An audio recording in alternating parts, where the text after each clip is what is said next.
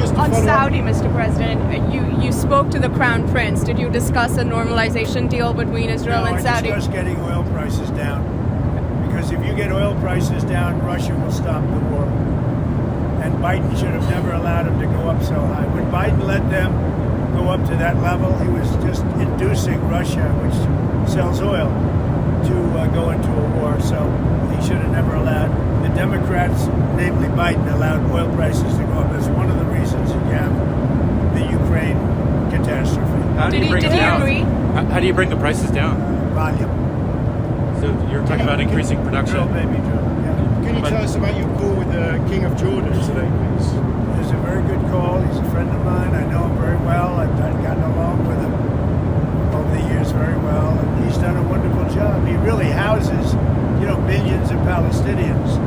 And he does it in a very humane way. And I compliment him on that. But Jordan's done an amazing job of housing largely Palestinians. And he's done it in a very successful way. So what was the subject of discussion? Was it pretty much that? I said to him, I'd love you to take on more, because I'm looking at the whole Gaza Strip right now, and it's a mess. It's a real mess. So you'd like Jordan to house people from I'd like him to take people. I'd like Egypt to take people. I'm talking to General El-Sisi tomorrow, sometime I believe. And I'd like Egypt to take people, and I'd like Jordan to take people. You're talking about probably 1.5 million people, and we just clean out that whole thing. It's over the centuries that's many conflicts that site, and I don't know. It's something has to happen, but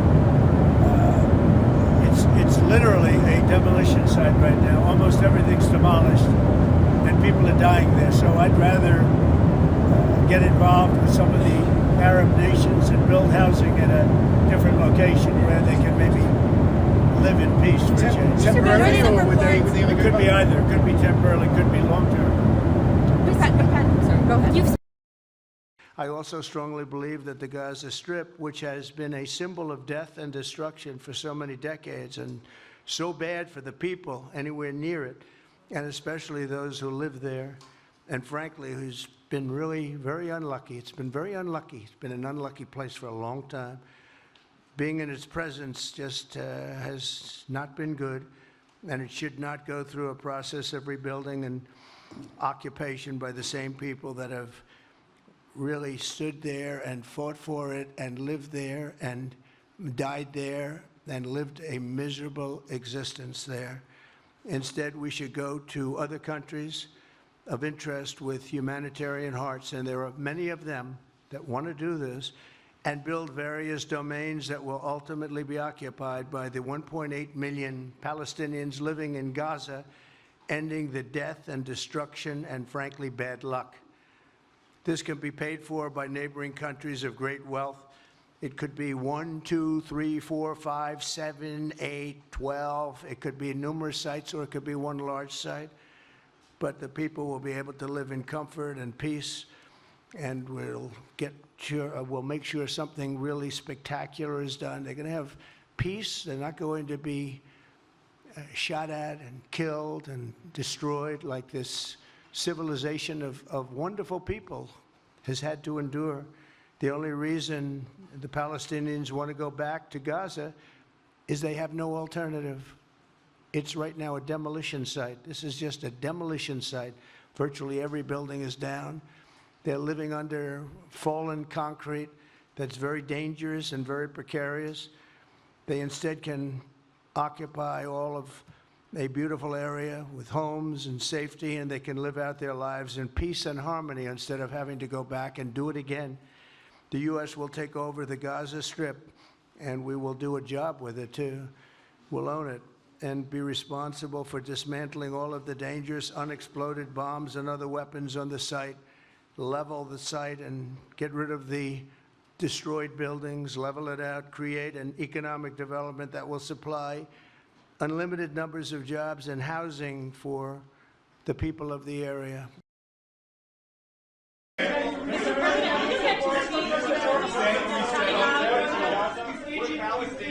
Peter? Would Palestinians have the right to return return to Gaza if they left while the rebuilding was happening? It would be my hope that we could do something really nice, really good, where they wouldn't want to return. Why would they want to return? The place has been hell. It's been one of the meanest, toughest places on earth. And right now, I've seen every picture from every angle, better than if I were there. And nobody can live there. You can't live there. So if we can build them through massive amounts of money supplied by other people, very rich nations, and they're willing to supply it. If we can build something for them in one of the countries, and it could be Jordan, it could be Egypt, it could be other countries, and you could build 4 or 5 or 6 areas. It doesn't have to be one area, but you take certain areas and you build really good quality housing, like a beautiful town, like someplace where they can live and not die. Because Gaza is a guarantee that they're going to end up dying. The same thing's going to happen again. It's happened over and over again, and it's going to happen again as sure as you're standing there, Peter. So I hope that we could do something where they wouldn't want to go back. Who would want to go back? They've experienced nothing but death and destruction. Egypt and Jordan tell you no. What will you do then? Well, I don't think they're going to tell me no. I I don't think they're going to I think they're going to tell Biden no, and I think they're going to tell other people no. So you think it will happen at the end? I think there's a good chance, yeah. How I'd like to many see it people are you thinking about? All of them. I mean, we're talking about probably 1.7 million people, 1.7 million, maybe 1.8 million. But I think all of them. I think they'll be resettled in areas where they can live a beautiful life and not be worried about dying every day. You just said that you think all the Palestinians should be relocated to other countries. Does that mean that you do not support a two-state solution? It doesn't mean anything about a two-state or one state or any other state. It means that we want to have, we want to give people a chance at life. They have never had a chance at life because the Gaza Strip has been a hellhole for people living there. It's been horrible. Hamas has made it so bad, so dangerous, so unfair to people. And by doing what I'm recommending that we do, it's a very strong recommendation, but it is a strong recommendation. By doing that, we think we're going to bring perhaps great peace to long beyond this area. And I have to stress, this is not for Israel. This is for everybody in the Middle East, Arabs, Muslims. This is for everybody. This would be where they can partake in terms of jobs and living and all of the other benefits. And I think it's very important. It just doesn't work the other way. You know, you can't keep trying. They just has been going along for so many decades, you can't even count. You just can't keep doing. You have to learn from history. You can't keep doing the same mistake over and over again. Gaza is a hellhole right now. It was before the bombing started, frankly. And we're going to give people a chance to live in a beautiful community that's safe and secure.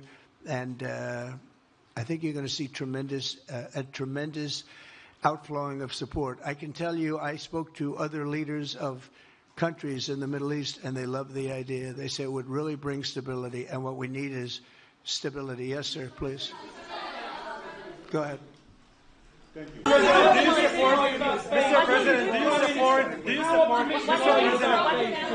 Mr. President, do you support building settlements, Jewish settlements back in Gaza in the next years? Say it. Building settlements, Jewish settlements back in Gaza in the next year. Do you support this idea? I don't see it happening. It's too dangerous for people. Nobody can go there. It's too dangerous. Nobody wants to be there. Warriors don't want to be there. Soldiers don't want to be there. How can you have people go back? You're saying go back into Gaza now? The same thing's going to happen. It'll only be death. The best way to do it is you go out and you get beautiful, open areas with the sunlight coming through. And no, that's not what I meant. Something nice. Building Israeli settlements back in Gaza. They are not going to want to go back to Gaza. Prime Minister Netanyahu, what is your message? Go ahead, please. Just to follow up on what you were saying about the Gazans leaving Gaza, going to other countries. One, where exactly are you suggesting that they should go? And two, are you saying they should return after it's rebuilt? And if not, who do you envision living there? I envision a world, people living there, the world's people. I think you'll make that into an international unbelievable place. I think the potential in the Gaza Strip is unbelievable. And I think the entire world, representatives from all over the world will be there, and they'll live there. Palestinians also. Palestinians will live there. Many people will live there. But they've tried the other, and they've tried it for decades and decades and decades. It's not going to work. It didn't work. It will never work. And you have to learn from history. History has, you just can't let it keep repeating itself. We have an opportunity to do something that could be phenomenal. And I don't want to be cute. I don't want to be a wise guy, but the Riviera of the Middle East, this could be something that could be so bad. This could be so magnificent. But more importantly than that is the people that have been absolutely destroyed that live there now can live in peace in a much better situation, because they're living in hell. And those people will now be able to live in peace. We'll make sure that it's done world class. It'll be wonderful for the people. Palestinians mostly we're talking about. And I have a feeling that despite them saying no, I have a feeling that the king in Jordan and that the general president, but that the general in Egypt will open their hearts and will give us the kind of land that we need to get this done. And people can live in harmony and in peace. Thank you all very much. Thank you. Thank you very much. Thank you. Much of a message. At the right time, I'll give them my message. President, will you continue to press for this idea that Jordan and Egypt take Palestinians from Gaza? Yeah, I would like to see Jordan. I'd like to see Egypt take some. Look, the Gaza thing has not worked. It's never worked. And I feel very differently about Gaza than a lot of people. I think they should get a good, fresh, beautiful piece of land, and we get some people to put up the money to build it and make it nice and make it habitable and enjoyable and make it a home. They don't want to leave, though. Palestinians say they don't want to leave. I don't know how they could want to stay. It's a demolition site. It's a pure demolition site. If we could find the right piece of land or numerous pieces of land and build them some really nice places with plenty of money in the area, that's for sure, I think that would be a lot better than going back to Gaza, which has had just decades and decades of death. Where would those pieces of land be? Well, they could be in Jordan, and they could be in Egypt, and they could be in other places. You could have more than two, more than one, but you could have more than two, and you'd have people living in a place that could be very beautiful and safe and nice. Gaza's been a disaster for decades. Would the U.S. pay for that? I don't think the UN would pay, but I think there's plenty of people that would in the area. They have a lot of money. They certainly have a lot of money. Some of the countries over there, they'd like to see it. I know that Saudi Arabia wants to see peace. I can see that. And many of the countries there, as far as I'm concerned, they all want peace. I think, maybe I'm wrong on this, but I think Iran would like to see peace too. They've had enough. Don't you think they've had enough? But the leaders of Egypt and Jordan have said bluntly they have no interest in doing this. Well, they may have said that, but a lot of people said things to me. They said they wouldn't take anybody back in Venezuela, and right now they're flying them right back into Venezuela. And a lot of people, and they're doing the right thing in Venezuela. The Panama Canal is an active discussion right now, and they said things about that. And virtually everything that's been said has been incorrectly stated based on the result. Would that amount to forcibly displace, or wouldn't that amount to forcibly displacing those people from Gaza? I don't think so. I think if they had the opportunity, they'd love it. If they had an alternative to Gaza. They have no alternative right now. I mean, they're there because they have no alternative. What do they have? It is a big pile of rubble right now. I mean, have you seen the pictures of it? Have you been there? It's terrible to live. Who can live like that? And very dangerous. There's shooting all over the place. There's bombing all over the place on both sides. No, I would think if they had an option of moving to an area, either in a large group or various smaller groups, and take care of the close to 2 million people, I would think that they would be thrilled to do it. They have no, when you say about the Gaza Strip, they don't have an option. To be clear, you're saying they'd be thrilled, it's very dangerous. They'd be thrilled to leave Gaza. Oh, I think they'd love to leave Gaza if they had an option. Right now, they don't have an option. What are they going to do? They have to go back to Gaza. But what is Gaza? There's practically not a building standing. and they're very dangerous. You know, those buildings are shifting and they're falling down all over the place, and there's gunfire all over. It's going to be that way for a while. Mr. President, wouldn't it have made more sense to evacuate people while the war was ongoing rather than now when there's a ceasefire? Which is what you're talking about. But it was more dangerous when there were strikes overhead than now. Well, the strikes could start tomorrow. There's not a lot left to strike. It's a demolition site. The whole place is demolished. It's unsafe. It's unsanitary. It's not a place where people want to live. Nobody's gone.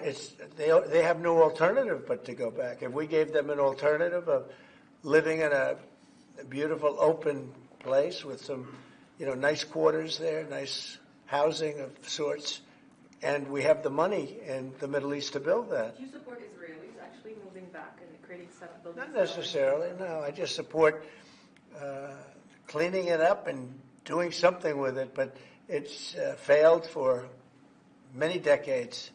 And somebody will be sitting here in 10 years or 20 years from now, and they'll be going through the same stuff, the wars. And they've had civilizations on Gaza, many civilizations on Gaza, and they're buried in the sand. It doesn't seem to work. When it happened.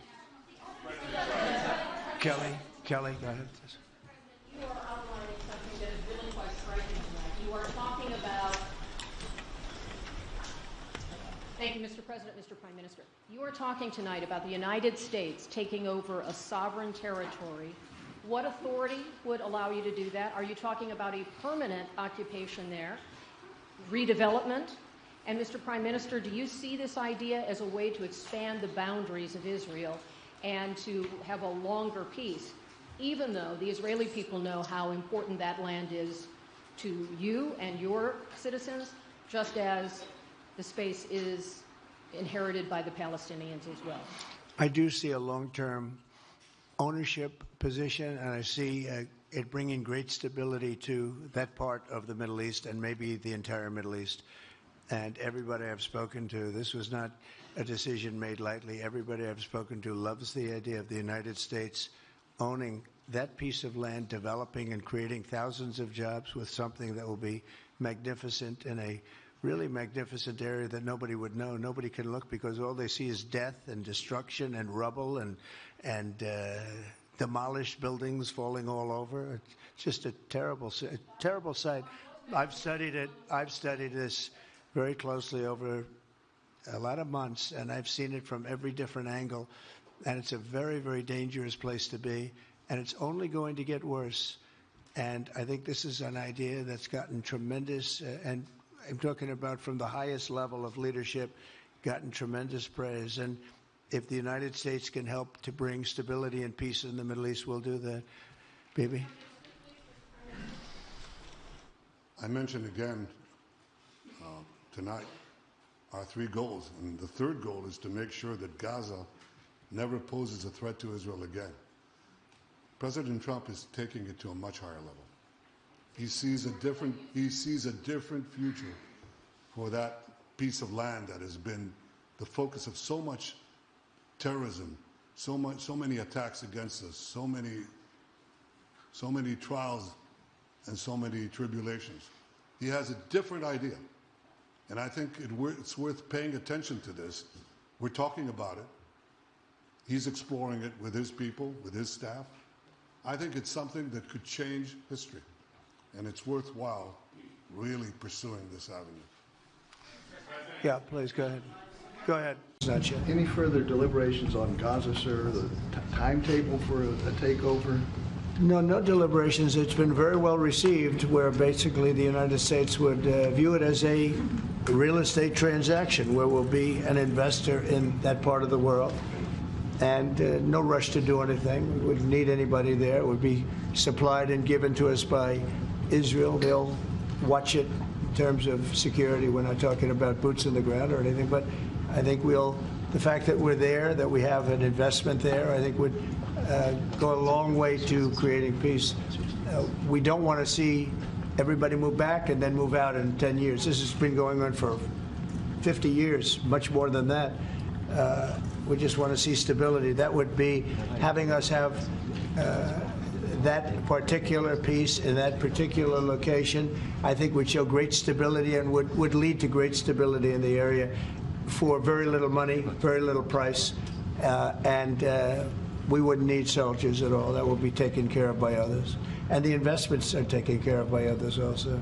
So for no investment, I mean virtually no investment whatsoever, it would bring stability to the area, and others can invest in it later on. But we're in no rush on it. There's absolutely no rush. Take that. Have you gotten some advancement in your proposals for some of the Gulf or Arab nations to take some of the Palestinian people? And if not, like, what do you think the reason is for their hesitance? Is there some very honest reason that they've even told you privately, or that you think why they're hesitant to take the Palestinian people? Why are they hesitant to take them? Because they never spoke to me. They spoke to other people. They didn't speak to me. When they speak to me, they're going to take them. Is it because they think that you would not allow them to return to Gaza? Is that part of it? They don't want to return to Gaza. If we could give them a home in a safer area, the only reason they're talking about returning to Gaza is they don't have an alternative. When they have an alternative, they don't want to return to Gaza. If they had a home that was safe, where you don't have Hamas threatening them, killing them, torturing them, they'd rather not return to Gaza, but right now Gaza is the only alternative. As far as the other regions, the only reason they maybe don't act enthusiastic is they haven't talked to me. They talk to other people, but not to me. When they talk to me, they'll be enthusiastic. And on spending, you found some maybe questions. Yeah. Sorry, may I ask one, please? Can you tell me, can you confirm that you'll be meeting with MBS and Sisi of Egypt soon? Will that be at the White House, or are you going to speak? Well, I'll be meeting with all of them numerous times, by the way, but I'll be meeting with all of them.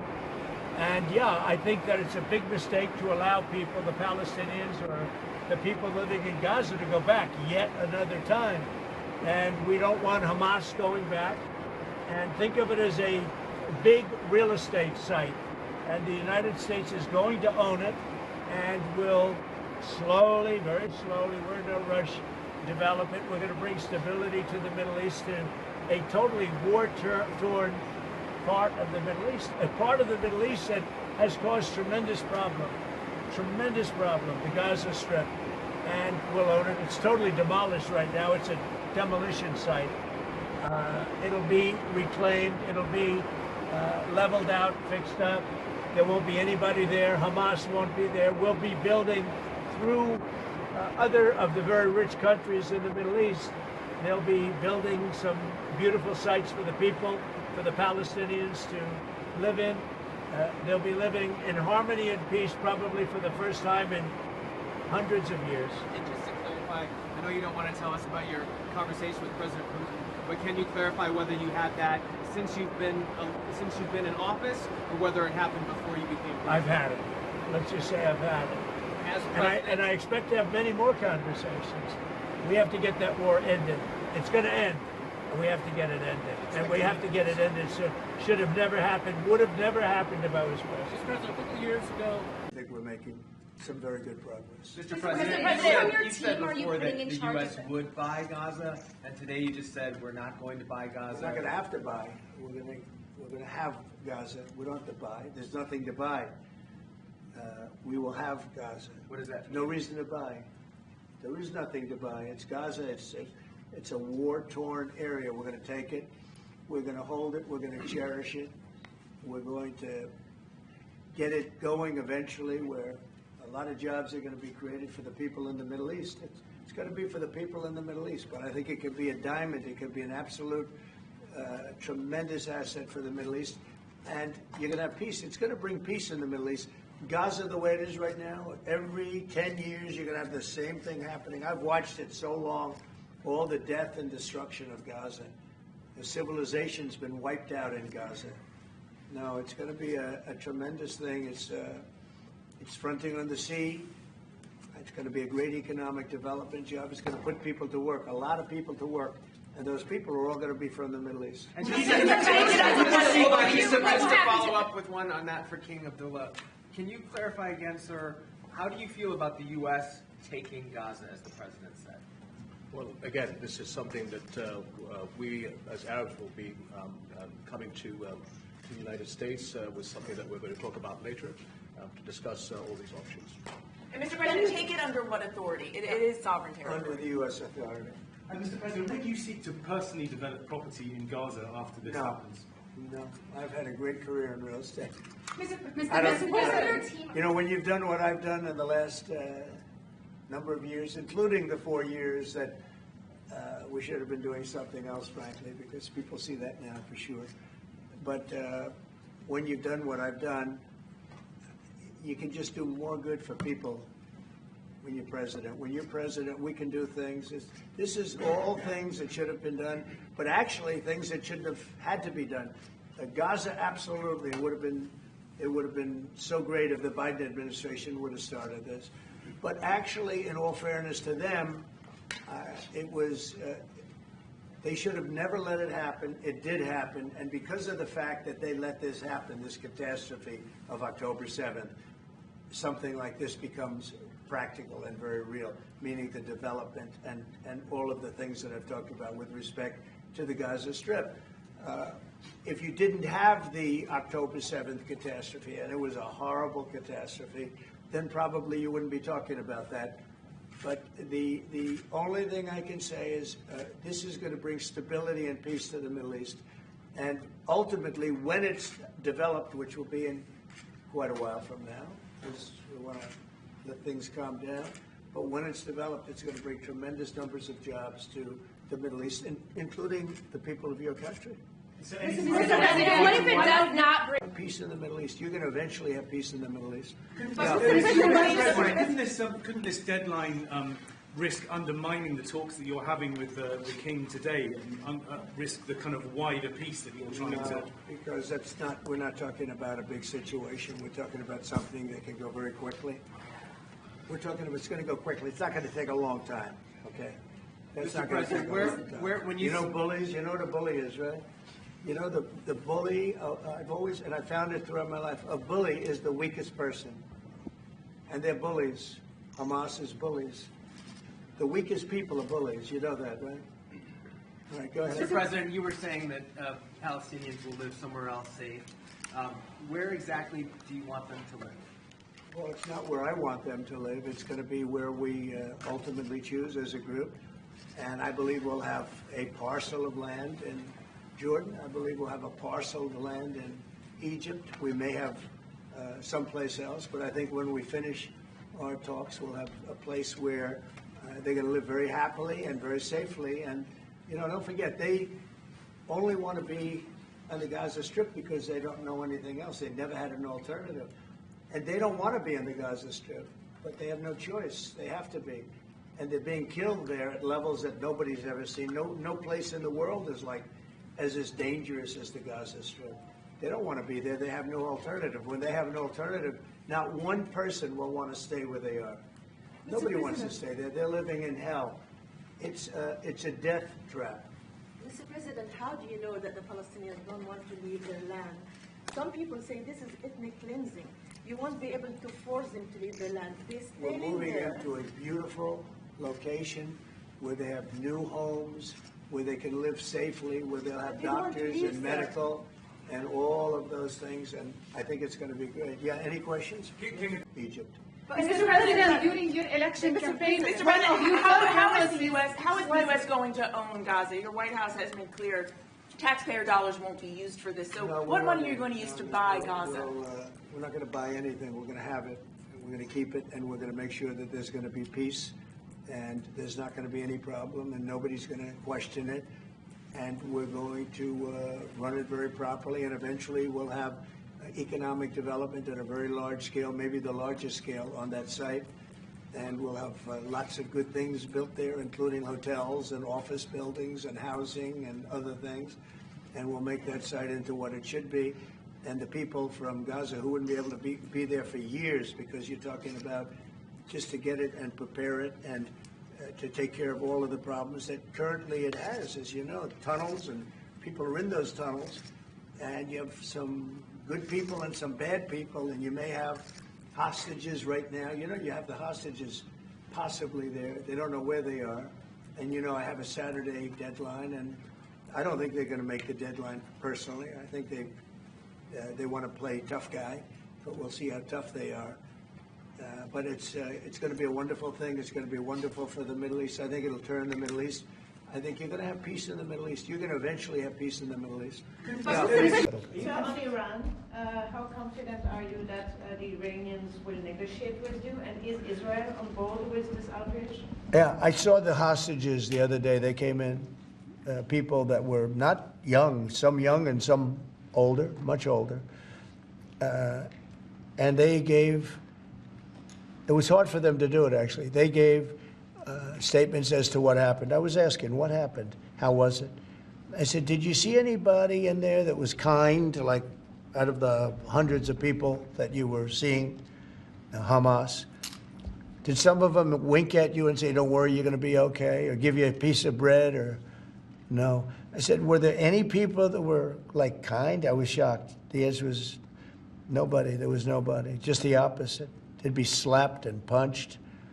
One man broke his ribs. He couldn't breathe for a month. It was brutal. I was so surprised. Could you think there'd be a couple of people that would be kind, that would say, you're going to be okay? But they had none of that. It's pretty amazing. Brian? Thank you, Mr. President. He's a kind person. Well, according to Although not to Zelensky, he wasn't. But to Trump, he's been good. Go ahead, Brian. Nice tie, by the way, that we coordinated. Two questions. One on peace. Why don't you? Can I ask you about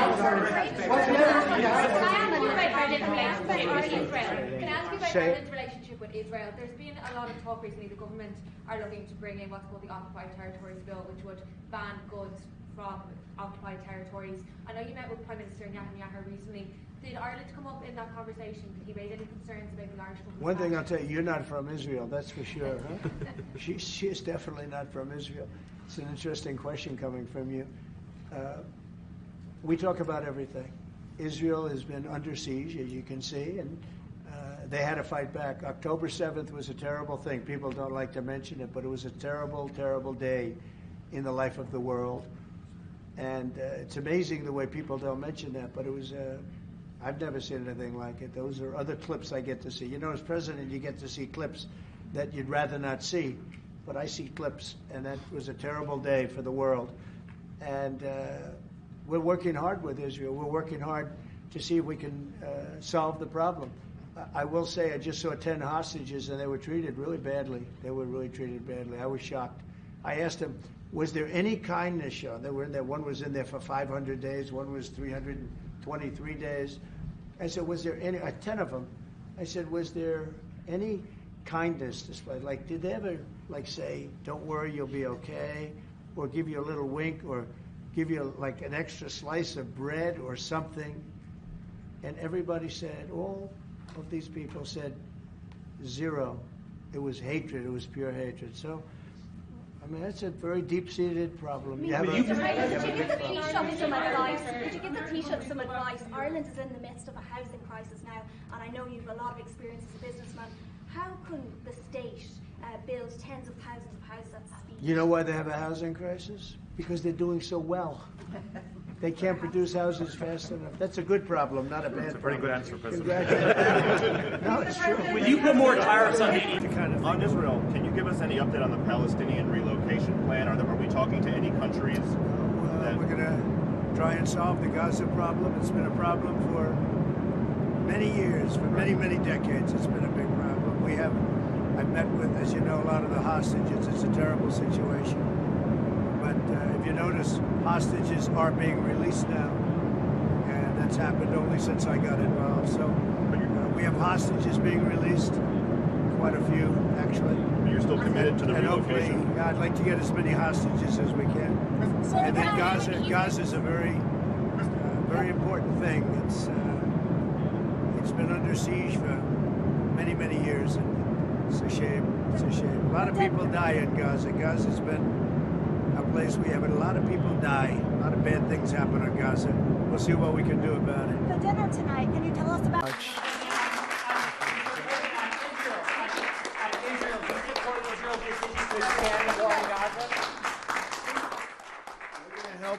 We're going to help the people of Gaza get some food. People are starving, and we're going to help them get some food.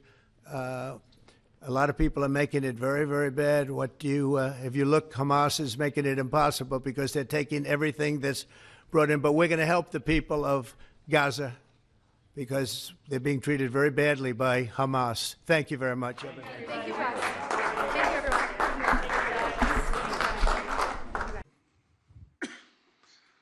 Mr. President, should people who have taken part in, for example, pro-Palestinian protests across the world be concerned about being able to join the World Cup and watching here in the U.S.? Well, I don't know what you mean by that, but people that have taken part in protests, I think people are allowed to protest. You have to do it in a reasonable manner, not necessarily friendly, but reasonable. Otherwise, Pam will come after you, and you're going to have a big problem. You're going to have a big problem, right, Pam?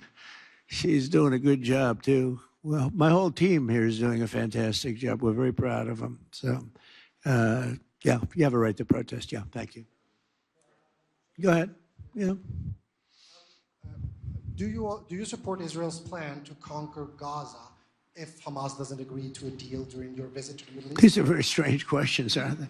I never like when they read them off a machine. I don't know. Who's sending the question to you? And let's not talk about that now. We're talking about the World Cup. Go ahead. What else? Anything else? I think we're pretty well set. I want to thank everybody, and we're going to make this tremendously successful. And you can see Johnny's a very enthusiastic man. He's got great enthusiasm, and that's one of the reasons that you've had such success over the last number of years that you've been there. Amazing. He's like somebody that just woke up on Christmas morning as a young child and saw those toys under the tree. And that enthusiasm really plays very well, I have to say. And you've done a fantastic job as the head. And we're gonna do what we have to do. And thank you very much. Thank you, everybody, very much. Appreciate it. Mr. President, on the hostage, you said that the release of the American hostage, Adam Alexander, is a step in good faith to end this war. Do you expect any progress and perhaps announcement on ceasefire during your trip to the Middle East? We hope that we're going to have other hostages released too, as you know. So when I met with the hostages 3 weeks ago that were there for quite a while, you remember the 10 people that came in, mostly young people, 1 or 2 were a little bit older. They were explaining the trials and tribulations. I mean, they went through hell. And I said, how many are there? They said 59. I said, that's a lot. I didn't realize, because we got a lot out. You know, we got a lot of hostages out, I think you will acknowledge. They said 59, but then they said, they followed that up by saying 59, of which 24 are living, the rest are dead. But the people whose son, mostly son, I think 1 daughter in this case, but mostly sons are there, or husbands are there. Those people want the dead bodies as much as they want the live body. I have a mother that calls me, but came up to me when I first met her, and she said, sir, please get my son out. He's dead, but they have his body. And I asked her about that, and it's as though he were alive. The level of wanting that body back is the same. It couldn't be any more, as though he were alive. So, getting the bodies back is very important. That could be a thing having to do with the religion. It could be same. I was amazed at the level of importance. It's the same as if the son or husband or whatever was alive. So they said 59. In fact, they came in with a number 59 written out on like a sign on their chest. They came to thank me for getting them out. And I said, what does the 59 mean? They said, well, that means there are 59 people. But then they said, but 24 are living. Now it's 21. The number's 21. So now it's actually, we'll get Eitan today. We think we're getting him today. So it's 20. So they have 20 live hostages there. The rest are dead bodies. President, can you give us an update to the latest ceasefire agreement that Israel has agreed to, but Hamas still considering? Well, they're very close to an agreement on Gaza, and we'll let you know about it during the day or maybe tomorrow, and we have a chance of that. And I think we have a chance of making a deal with Iran also. They don't want to be blown up. They would rather make a deal, and I think that could happen in the not-too-distant future. That would be a great thing if we could have a deal without bombs being dropped all over the Middle East. That would be a very good thing. They can't have a nuclear weapon. We want them to be safe. We want them to have a very, very successful nation. Let it be a great nation, but we can't have them. They cannot have a nuclear weapon. It's very simple. And I think we're fairly close to a deal with Iran. Mr. President, question for you. Yeah, please. You said just now that you look forward to being a friend and advisor to the president. So do you expect to continue advising the president and Doge informally, or are you going to sort of shift your focus entirely to your companies? Well, I expect to continue to provide advice whenever the president would like advice. I hope so. I mean, yeah, I expect to remain a friend and an advisor, and certainly if there's anything the president wants me to do, I'm at the president's service. Mr. President, on the subject of peace deals, how close are you and your administration to a deal in terms of Gaza, a ceasefire right now? Often asked, and I think it's close. I just spoke with some of the people involved. It's a terrible situation that's going Gaza, he's asking about. And we think within the next week we're going to get a ceasefire. And we're supplying, as you know, a lot of money and a lot of food to that area because we have to, I mean, you have to. We're, in theory, not involved in it, but we're involved because people are dying. And I look at those crowds of people that have no food, no anything, and, you know, we're the ones that are getting it there. Some of it's being taken by some bad people, you know, if you give it and you give it out, and they're supposed to be taking care of the people, and they end up stealing the food and selling it. But we have a pretty good system now, but so we're helping with that. You see the lines of people that just get one meal, essentially. But it's too bad. Other countries aren't helping out. Nobody's helping out. We're doing that because I think we have to on a humanitarian basis. Like this, we didn't have to get involved in Africa, but we did because we thought it was, I mean, I've been reading, like J.D. said, he's, you know, from much of his life, he's been just seeing this, about this brutal war. And it actually got a lot of publicity because of the level of brutality, right? It was, nobody's ever seen anything like it. And to be involved in that, I mean, I consider this the most important of my conferences today. We just had a great Supreme Court victory today, and everybody would say that was big, but, you know, we're talking about saving thousands and probably millions of lives here. This is more important than anything. So it's great, but we're working on Gaza, trying to get it taken care of. And again, you know, a lot of food has been sent there. And other countries throughout the world should be helping also. And on another... Can we ask a Gaza follow-up question? I'm sorry, like another thing you inherited. How firm are you going to be with Netanyahu about ending the war in Gaza? Very firm, but he wants it to. He's coming here next week. He wants to end it too. We had a tremendous success with Iran. Somebody said, when are you going to sign? I said, sign? They are so bombed out. Did you see the report issued this morning? The place was decimated. It'll be years before anybody even gets down there. So that's not a priority, but we'll have a report and we'll have whatever we want. We'll get from whatever we want from Iran.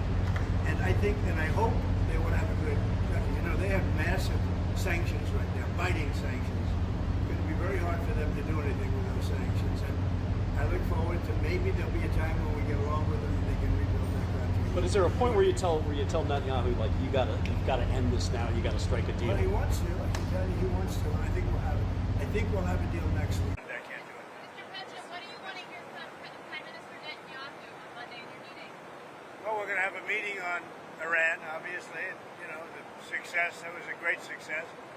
Blown to pieces, their whole nuclear thing. I would say it's set back permanently. If they were going to do it again, they might as well start in a different location because that location is totally demolished. They could start, but I would think they'd have to start in a different location. But if they did start, there'd be a problem. We wouldn't allow that to happen. Mr. President, follow up. Mr. President, Iran has not agreed to inspections. Iran has not agreed to inspections. Iran has not agreed to give up their nuclear enrichment. Is the ceasefire premature? Well, if you're saying they haven't agreed, let's see what it is. They want to meet with me, so if they haven't agreed, then we're not going to have a very successful meeting. Right? Mr. President, are you still optimistic about a Gaza deal next week? There could be a Gaza deal next week. Yeah. How optimistic are you? I'm very optimistic, but look, it changes from day to day. It's been changing for years. It changes. I came in, I inherited a very bad situation in many ways. That whether it's 25 million people coming in from prisons, jails, from mental institutions, from gangs, it's or that, or Gaza. You could say Gaza. You could say I inherited Iran. We did something about it. We've gotten a lot of hostages out, as you know, from Gaza, a lot. But unfortunately, we came into that, we inherited that situation. Mr. President, can you tell us about your call with Zelensky today? Yeah, we had a good call. We talked about different things, and we had a very good call. I think a very, very strategic call. Sir, the US giving up on Gaza in negotiations? Yeah, Gaza, they pulled out of Gaza. They pulled out in terms of negotiating. It was too bad. Hamas didn't really want to make a deal. I think they want to die, and it's very, very bad. And it got to be to a point where you're gonna have to finish the job. They really they asked for things. Don't forget, we got a lot of hostages out. So now we're down to the final hostages, and they know what happens after you get the final hostages. And basically, because of that, they really didn't want to make a deal. I saw that. So they pulled out, and they're going to have to fight, and they're going to have to clean it up. You're going to have to get rid of it. Mr. President, when you were in the Middle East, you talked about the images coming out of Gaza and starving kids. Those images are still going. Many of them are much worse. Thinner children starving. What do you see or feel when you look at those images today? Well, it's terrible. When I see the children, and when I see, especially over the last couple of weeks, and people are stealing the food, they're stealing the money, for the food, they're stealing weapons, they're stealing everything. It's a mess. That whole place is a mess. The Gaza Strip, was given many years ago so that they could have peace. That didn't work out too well. When Israel gave that up, whoever was the prime minister at the time, who I know who it was, but it was not exactly a very clever thing to do, because that was given so that they'd finally have peace, and it's actually made the situation worse. But we'll see what happens. I think Iran is acting up. I think that we have a lot of people we have Venezuela acting up in a different way. They continue to send people that we rebuff to our border. They continue to send drugs into our country. Venezuela, they've been very nasty, and we can't let that happen. But we have other countries too. We do have, and this is just getting a little off subject, but we have now the safest border we've ever had.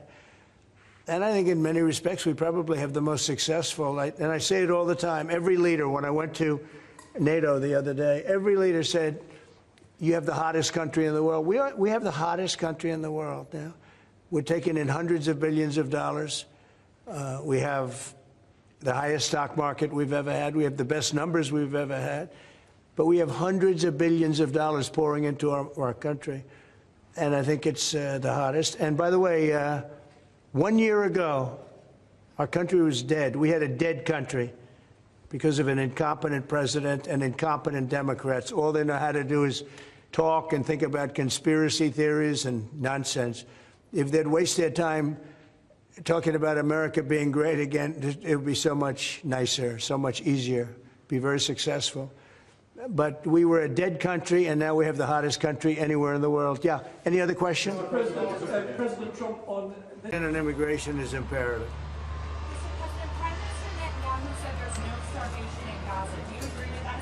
I don't know. I mean, based on television, I would say not particularly, because those children look very hungry. But we're giving a lot of money and a lot of food, and other nations are now stepping up.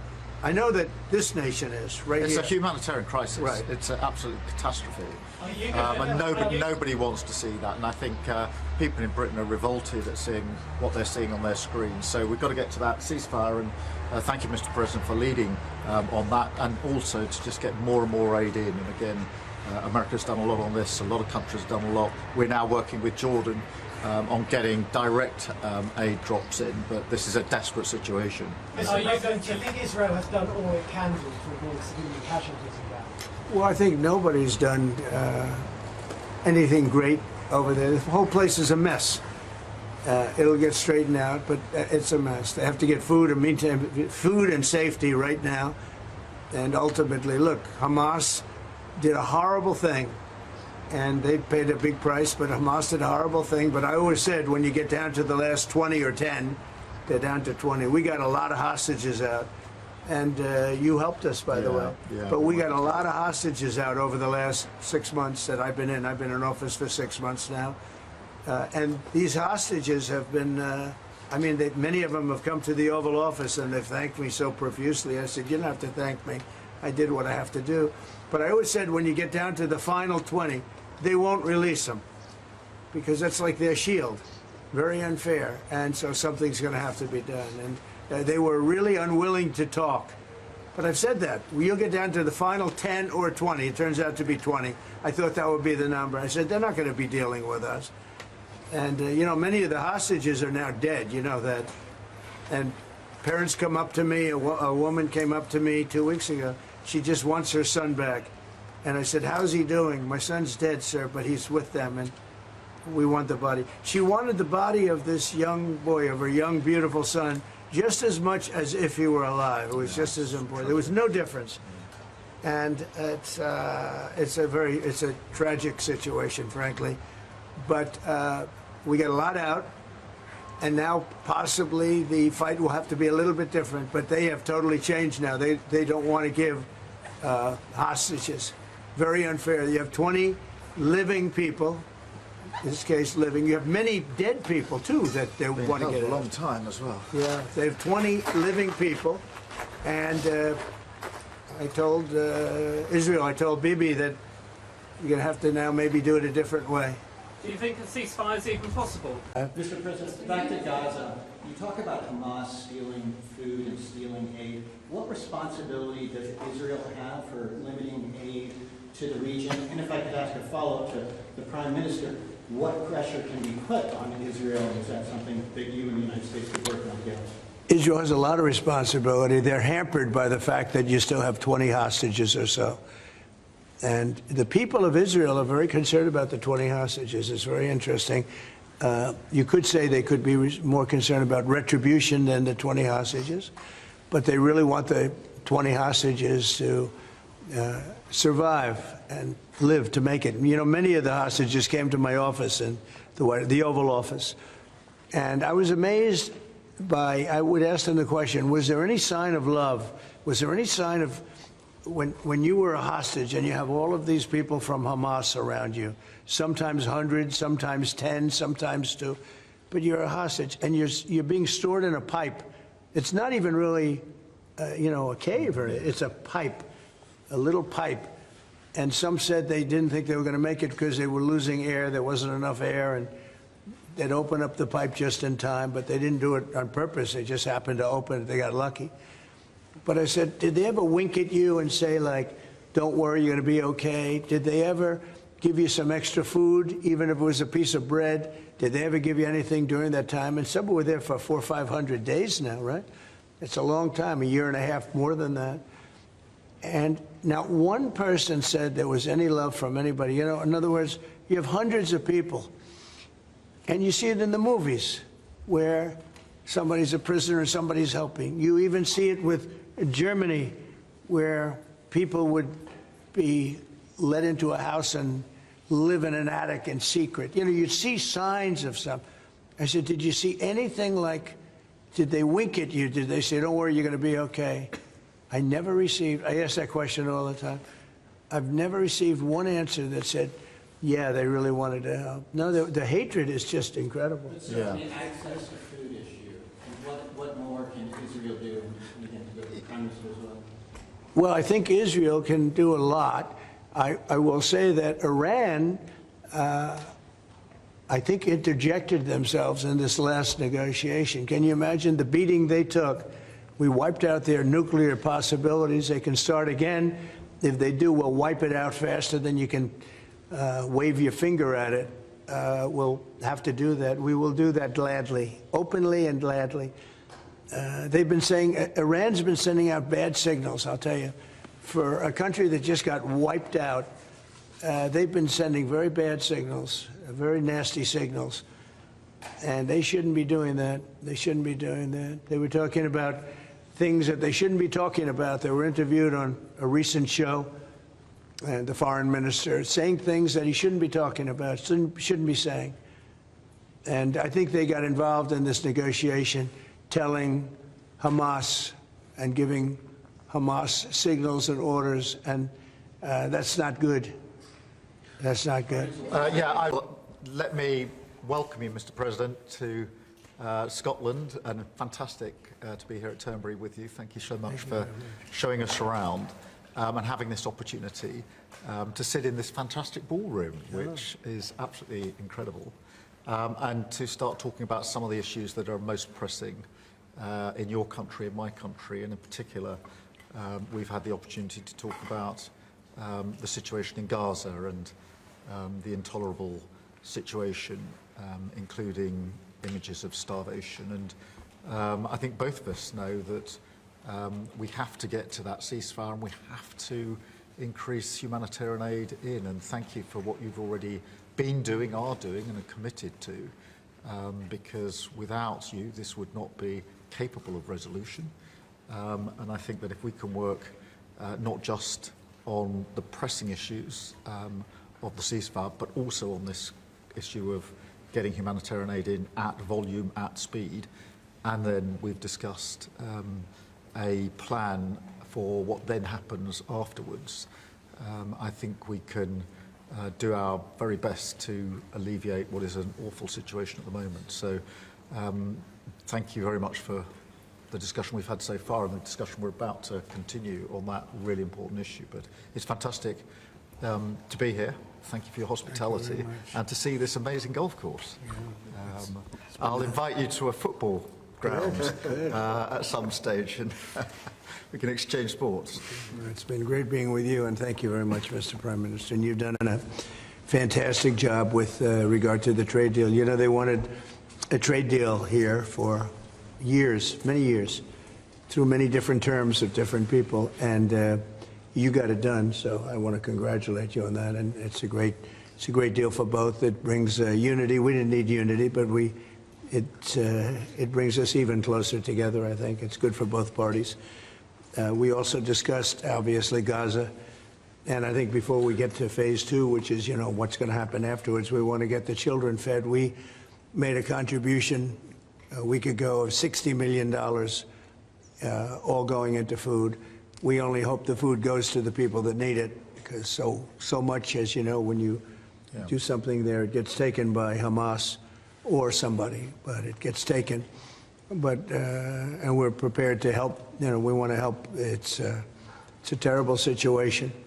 The whole thing is terrible. It's been bad for many years. But it's great to hear you feel the same way that I do. We have to help on a humanitarian basis before we do anything. We have to get the kids fed. So we've been sending in a lot of food. A lot of the food that's been going there has been sent by the United States.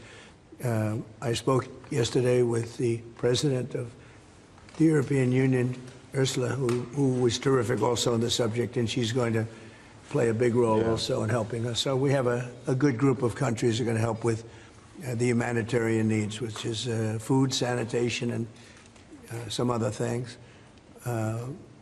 It's very difficult to deal with Hamas, as I said. You know, we got a tremendous amount of hostages out, but it would take place in drips and drabs. You'd get 10, you'd get 5, you'd get 2, you'd get 10, 12. We get 12 one time. Many of them would come to the White House, and they were so thankful. But I always said, when you get down to the final 10 or 20, you're not going to be able to make a deal with these people, because they use them as a shield. And when they give them up, they no longer have a shield. And the people of Israel feel so strongly about the hostages. Some people would take a different view, but they feel so strongly about the hostages. So that's an ongoing process. Hamas has become very difficult to deal with in the last couple of days, because they don't want to give up these last 20, because they think as long as we have them, they have protection. but I don't think it can work that way. So I'm speaking to Bibi Netanyahu, and we are coming up with various plans. We're going to see. It's a very difficult situation. If they didn't have the hostages, things would go very quickly. But they do, and we know where they have them in some cases, and you don't want to go riding roughshod over that area because that means those hostages will be killed. Now, there are some people that would say, well, that's the price you pay, but we don't like to say that. We don't want to say that. And I don't think the people of Israel want to say that either, which is pretty amazing. A lot of people would say, just get it done and whatever it is. You could also say speed might be better for the hostages. You go through, with speed, you may have a better chance because they're in deep trouble. They're in deep trouble. You saw October 7th, and you saw what the damage and the horror that they committed. People can't forget that. They tend to forget it, but they can't forget. That was one of the most evil things I've ever seen. And you just cannot forget that. So we're very much involved. The Prime Minister's involved. I'm involved. And I think I can speak. We just signed a very big trade deal, the biggest of them all yesterday, right? And the European Union is very much involved in wanting to help with really the Palestinians in terms of getting people fed. But the area of Gaza, another way of defining it is the area of Gaza. It's a very troubled place, and it has been for many, many years. It has been for many decades. So it's not like this just happened. This has been going on for a long period of time. So that's it. Our hearts are in the right place. We have some good news because the recent war that you just saw, they just announced, I see, the newest of the 5, now this would be 6 that we've stopped. I've stopped 6 wars in the last, I'm averaging about a war a month, but the last 3 were very close together. India and Pakistan and a lot of them. Congo was just done, Rwanda was just done. But you probably know, I won't go into it very much because I don't know the final numbers yet. I don't know. Numerous people were killed, and I was dealing with 2 countries that we get along with very well, very different countries from certain standpoints. They've been fighting for 500 years, intermittently, and we solved that war. You probably saw it just came out over the wire, so we solved it through trade. I said, I don't want to trade with anybody that's killing each other, so we just got that one solved. And I'm going to call the 2 prime ministers who I got along with very, very well and speak to them right after this meeting and congratulate them. But it was an honor to be involved, and that was going to be a very nasty war. Those wars have been very, very nasty.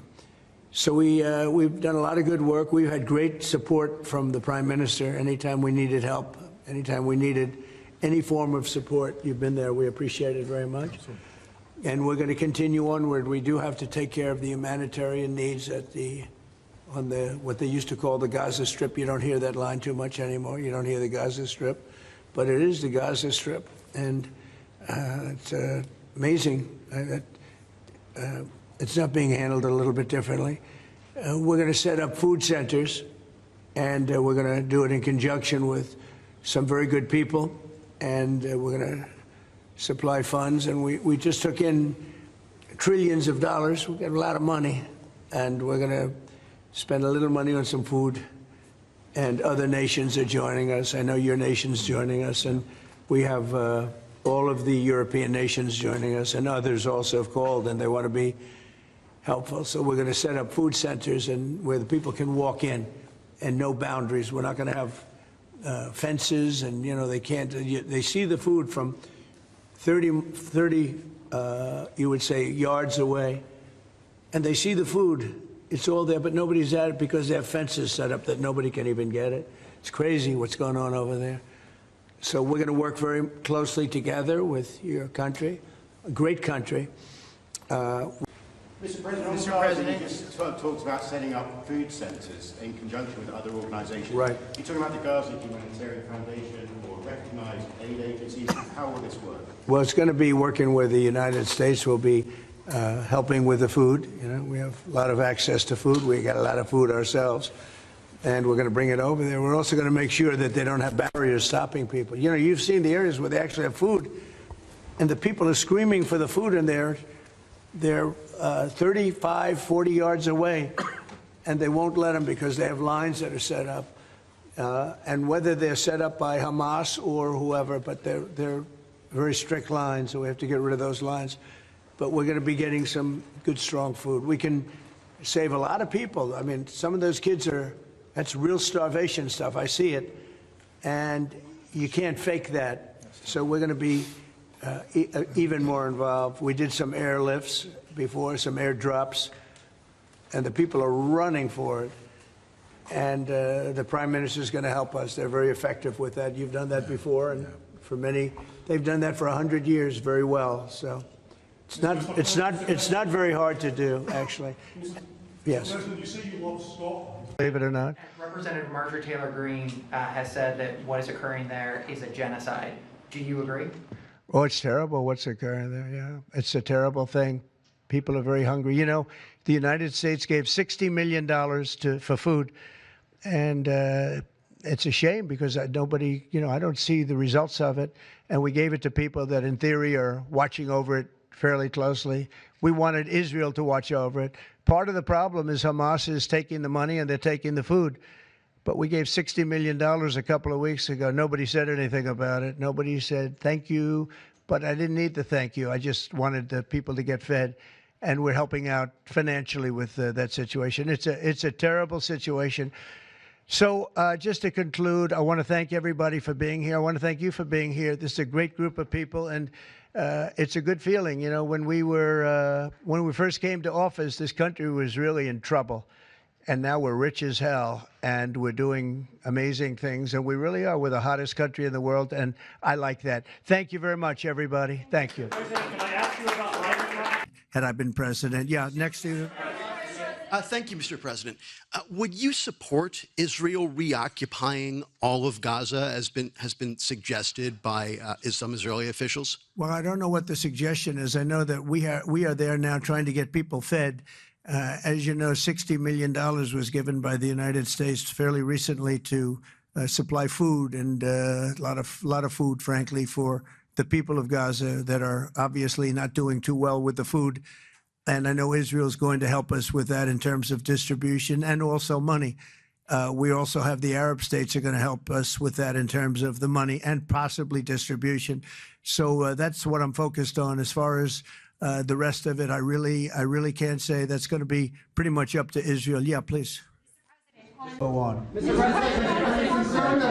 President, will you pressure Israel to allow journalists into Gaza to cover the humanitarian efforts the U.S. is pursuing? And I'd like to see that happen, sure. Would you pressure? I would like to see it happen. I would be very fine with journalists going in. It's a very dangerous position to be in, as you know, if you're a journalist. But I would like to see it. And on tariffs, Brazil, Mexico, and Latin America are getting closer to China, and they say it's partly because of the tariffs. In Israel, families of hostages are opposed to the reoccupying of Gaza. Why is the U.S. still Well, not all of them. And you have to understand, I'm the one that got all of the hostages out. You got a lot of people out. If it wasn't for me, they wouldn't be out. I worked with Bibi and I worked with Steve Witkoff. But if it wasn't for me, you would have all these hostages would most likely be dead right now, every one of them. So they all come up here. They come in groups of 10, 12, 13, and many of them, and I've gotten to know a lot of them, they're great people. What they had to go through is incredible. But so now they have 20, but the 20 is actually probably not 20 because a couple maybe aren't around any longer. It's a terrible thing. No, I don't like anymore. I said, you know, when you get down to 20, they're not going to make deals anymore. And they didn't. And then I put out a statement, as you know, that was a tough statement, go in and get them. And they said, we'll give you 10, we'll give you 10. I don't know what Israel's doing, but they were willing now immediately to give us another 10. The situation has to end. It's extortion and it has to end. And we'll see what happens. I actually think they're safer in many ways if you went in and you really went in fast and you did it. And people can't forget October 7th, remember that. I'm friendly with all groups. I won the Arab vote in Michigan. I did so great with the Arab vote, remember? I started off at 0, I ended up winning. I wouldn't say the candidate was the greatest, but I would have won against anybody. They're great people.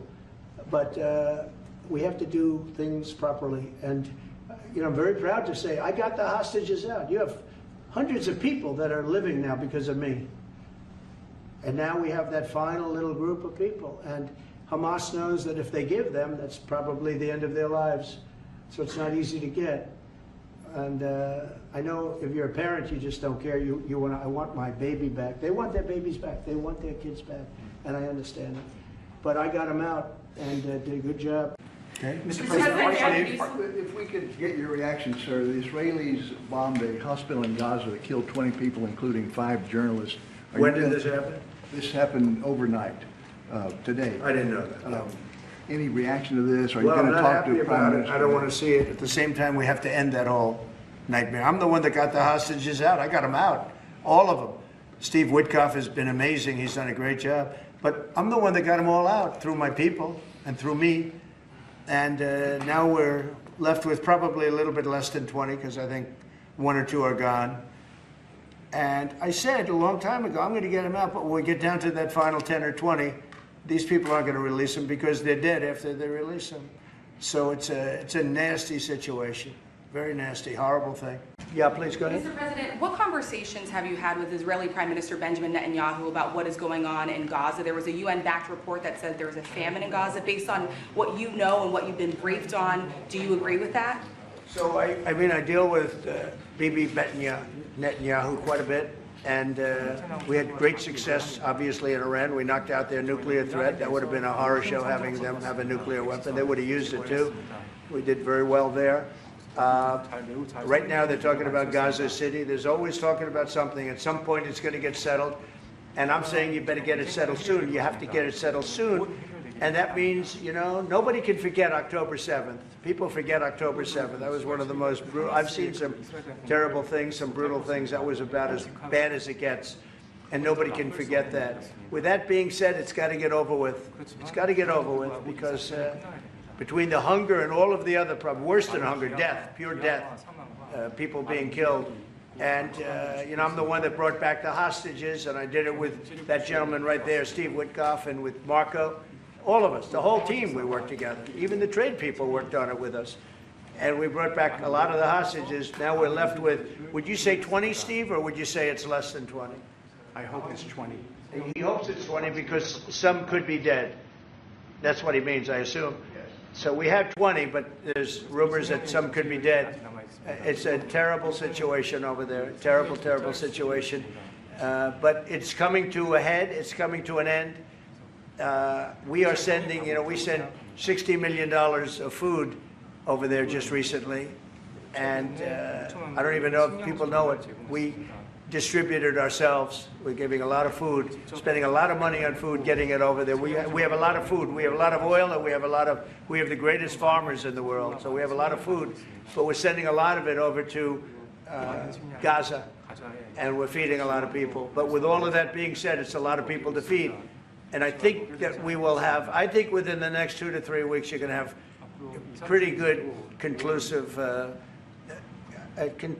ending. And it's a hard thing to say because they've been fighting for thousands of years, if you want to know. That's been a hotbed forever. But I think we're doing a very good job. But it does have to end. But people can't forget October 7th either.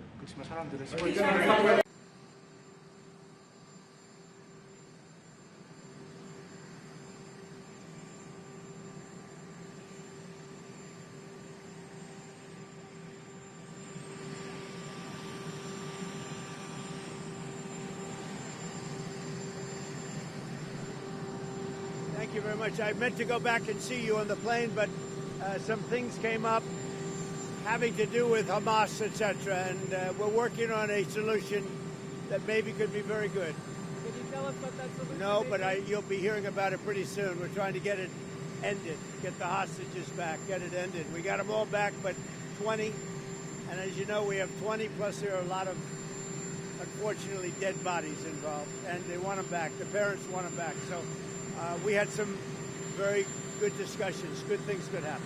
Can you give us your reaction to South Korea's regret? They're calling it regrettable what happened with their workers at the Hyundai plant. Well, I'll speak to them.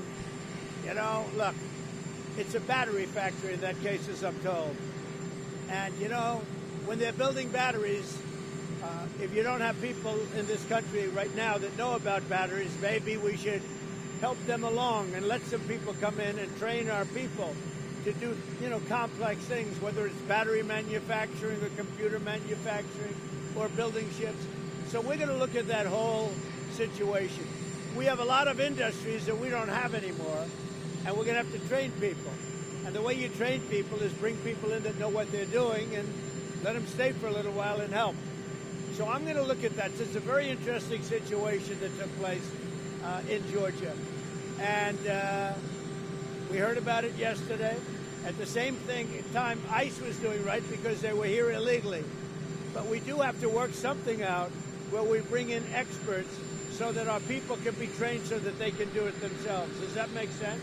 Right? Is it straining the relationship with Korea at all? No, we have a great relationship with South Korea. Really good relationship. You know, we just made a trade deal. But I'm going to look at it because I understand exactly what they're saying. So, page 6 crowns you the king of the U.S. Open. They put out all these old pictures through the years of you at the U.S. Open. What does it mean for you to go back after going for so many decades, growing up in Queens? Now you're going back as the president in a different capacity. Well, I loved it. First of all, the two players have unbelievable talent. It just seemed that they hit the ball harder than I've ever seen before. Incredible talent. And I enjoyed it. And I used to go all the time, but, you know, lately it's a little bit more difficult to go. I really enjoyed it. They were really nice. The fans were really nice. I didn't know what to expect. Usually you would say that would be a somewhat progressive, as they say nowadays, crowd. Sometimes some people would call it liberal, but we'll use the word they like to use, progressive. But they were great. The fans were great. Attack on Russia. Russia had a pretty big attack on Ukraine over the weekend. I know all about it. You have always said how good your relationship is with President Putin, but he's not really giving you anything that you want. Is that making you less trustful of him? Well, nobody was tougher in Russia than me. That has to do with the pipeline, as you know, Nord Stream 2 and lots of other things. But I'm not happy. I'm not happy. I'm not happy about the whole situation. You know, it's interesting. It doesn't affect us because it's not our soldiers. But they're losing now. I used to tell you 5,000. They're losing 7,000 between Ukraine and Russia, 7,000 soldiers every single week. It's such a horrible waste of humanity. So, no, I am not thrilled with what's happening there, I will tell you. I think it's going to get settled. So I settled 7 wars. This, I would have said, would have been maybe the easiest one to settle of all. But with war, you never know what you're getting. But we're going to get it, I believe we're going to get it settled. But I am not happy with them. I'm not happy with anything having to do with that war. It's just such a waste of great humanity. The greatest obstacle to a peace deal in Ukraine? Say it? As of right now, what do you think is the greatest obstacle to a peace deal? Well, we're going to see. I mean, we have some very interesting discussions. You know, Europe, certain European leaders are coming over to our country on Monday or Tuesday, and individually. And I think we're going to get that settled. I think we're going to get it settled. We have to. You can't lose. You know, when they're losing 5,000 to 7,000 soldiers a week for no reason, you have to get it settled. Of all of the wars, whether it's the Congo and Rwanda, they said it was impossible to settle. You look at every one of it. I mean, every one of these wars were impossible. I got every one of them settled, 7 of them. 7. This was the one I really thought would be the easiest, but it's not. But I think it's going to get settled. There was some reporting in Axios that in the last 3 months of the Biden administration, they did about 4,000 pardons. The chief of staff's assistant was sending emails to pardon his own family members. Are you still interested in getting to the bottom of the auto pen scandal? Well, I think the auto pen is one of the great scandals of our time. The auto pen was our president, or to put it a different way, whoever operated the auto pen was our president. It's not allowed. It's just not allowed. And they gave a pardon to the Unselect Committee after the Unselect Committee realized that that whole situation was a hoax and it was all their fault, including Nancy Pelosi turning down security and all, turning down soldiers. It all came out bad for them. They burned everything. They got rid of everything. There's absolutely nothing there. It's all gone. And that was based on an auto pen. They gave those members of Congress that were on the unselect committee, they gave them pardons. What do you think? So I think it's a tremendous scandal. What do you think the media would say if you pardoned your kids their last day in office via an auto pen? Don't you think the media would go? Well, I think it would have been a big story. Would have been. I like this guy.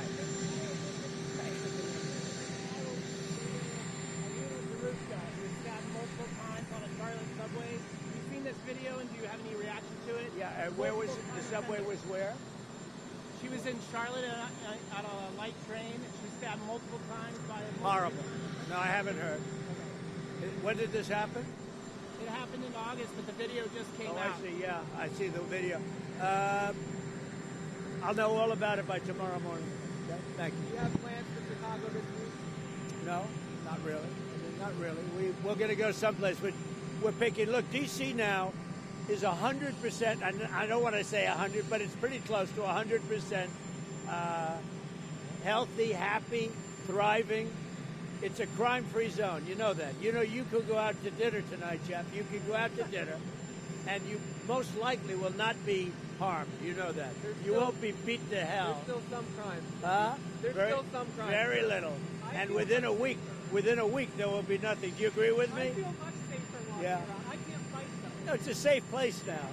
But you've been talking a lot about Chicago, and there was Chicago's been talking a lot. So, Chicago last week lost 9 people were killed, and 28 people were shot. The week before, it was 7 people were killed and 37 people were shot. The week before that, it was the same kind of number. Chicago is a very dangerous place, and we have a governor that doesn't care about crime. I guess we could solve Chicago very quickly, but we're going to make a decision as to where we go over the next day or two.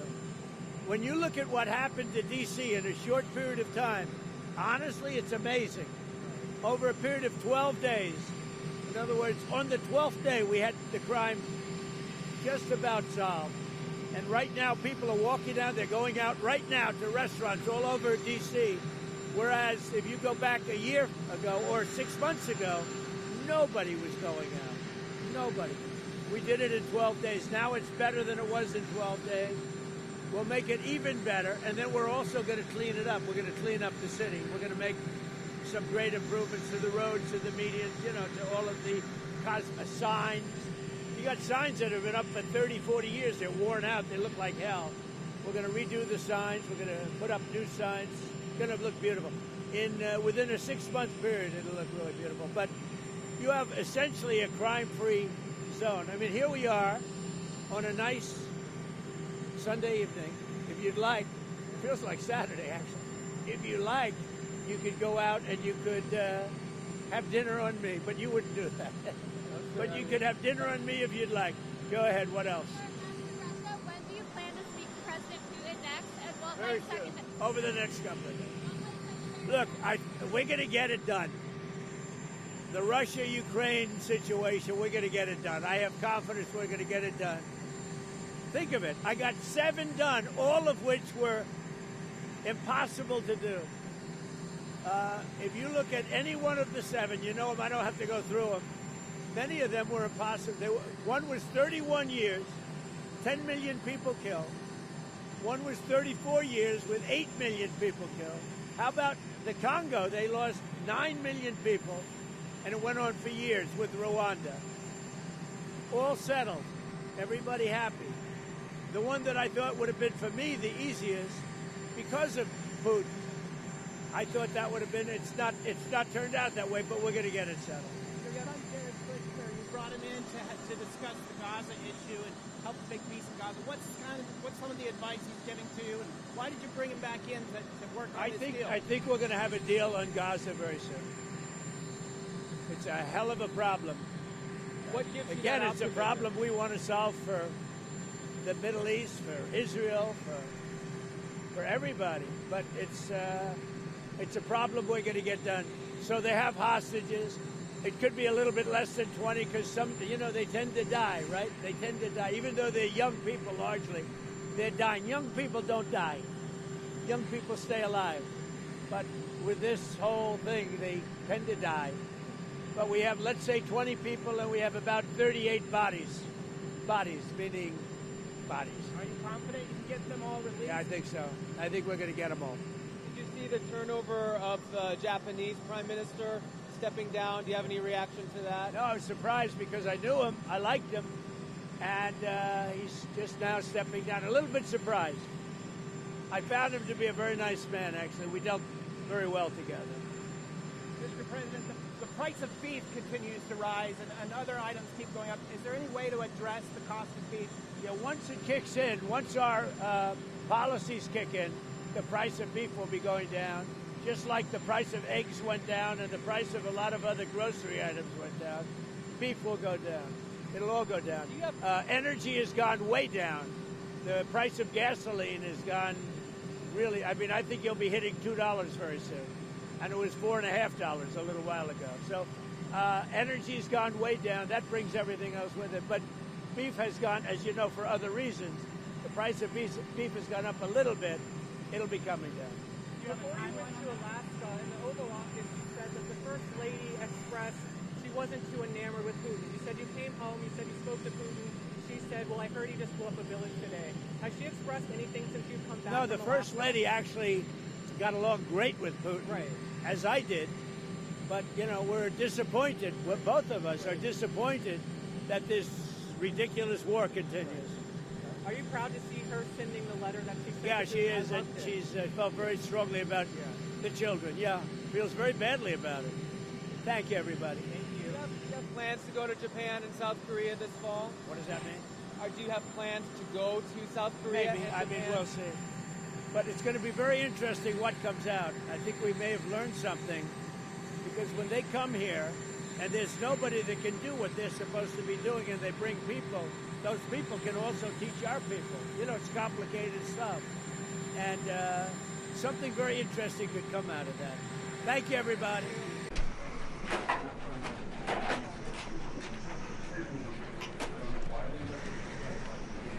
You can let the reporters in, too, if you want. Let the reporters in. We don't want just photographers. This is just photographers. You know how many showed up for Biden? Like 2. And they didn't know who they were. Okay?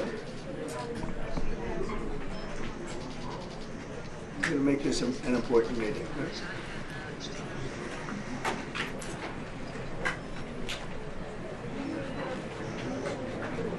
So this is going to be a very important meeting. It's going to be a meeting with great leaders from a very important part of our planet, the Middle East, and we want to end the war in Gaza. We're going to end it. We're going to end it. Maybe we can end it right now. But they're respected all over the world. They're respected by me in the Oval Office, I can tell you that. They're respected by the United States. And we're here to see if we can get the hostages back and get the war over and get back to life in the Middle East, which is a beautiful life, but it's much more beautiful without wars, right? So I really greatly respect the fact that you're here, and we're going to get it done. We're going to have a meeting. If we can agree to something, I'm going to see the people in Israel, including Bibi, and we're going to get something done, because it's gone on too long, and we want it to end. And but we want to get those hostages back too. We've gotten most of them back. Right now they have 20 hostages and 38 dead bodies. And the parents of those young people that were killed and are right now in body bags, they want their son or daughter back just as much as they wanted them as though they were alive. We have to get them back. We have to get the 38 back, and we have to get the 20 back. And I think we'll be able to do it. This is the group that can do it. More than any other group in the world, this is the group that can do it. So it's an honor, King, to be with you. And we appreciate it. Tamim, the job you've done is incredible. So I appreciate it. Thank you. Well, Mr. President, if you don't mind, on behalf of everyone, first of all, thank you very much for hosting such an important meeting at such an important time. I think I will just make it very brief. The only reason we're here is to stop the war and bring the hostages back. and we count on you and your leadership as well to end this war and to help the people of Gaza. The situation is very, very, very bad there. So we are here to meet and to do everything we can to stop this war and to bring the hostages back. So once again, Mr. President, thank you very much for hosting everybody. Well, and also great speech you made today. It was really, I watched it. A really great speech. Thank you very much. And you too, my friend. Great speech. You did a great job pounding on that table. I said, how would you like to deal with him when you left? It's not easy. You did a great job. Thank you very much. Thank you, everybody. We're going to work very hard on this. This is my most important meeting. I've had important meetings. I don't want to insult anybody that we've met with. We met with just 32 meetings here. But this is the one that's very important to me because we're going to end something that should have probably never started. Thank you very much, everybody. We appreciate it. Thank you. Thank you, Brad. Thank you, Brad.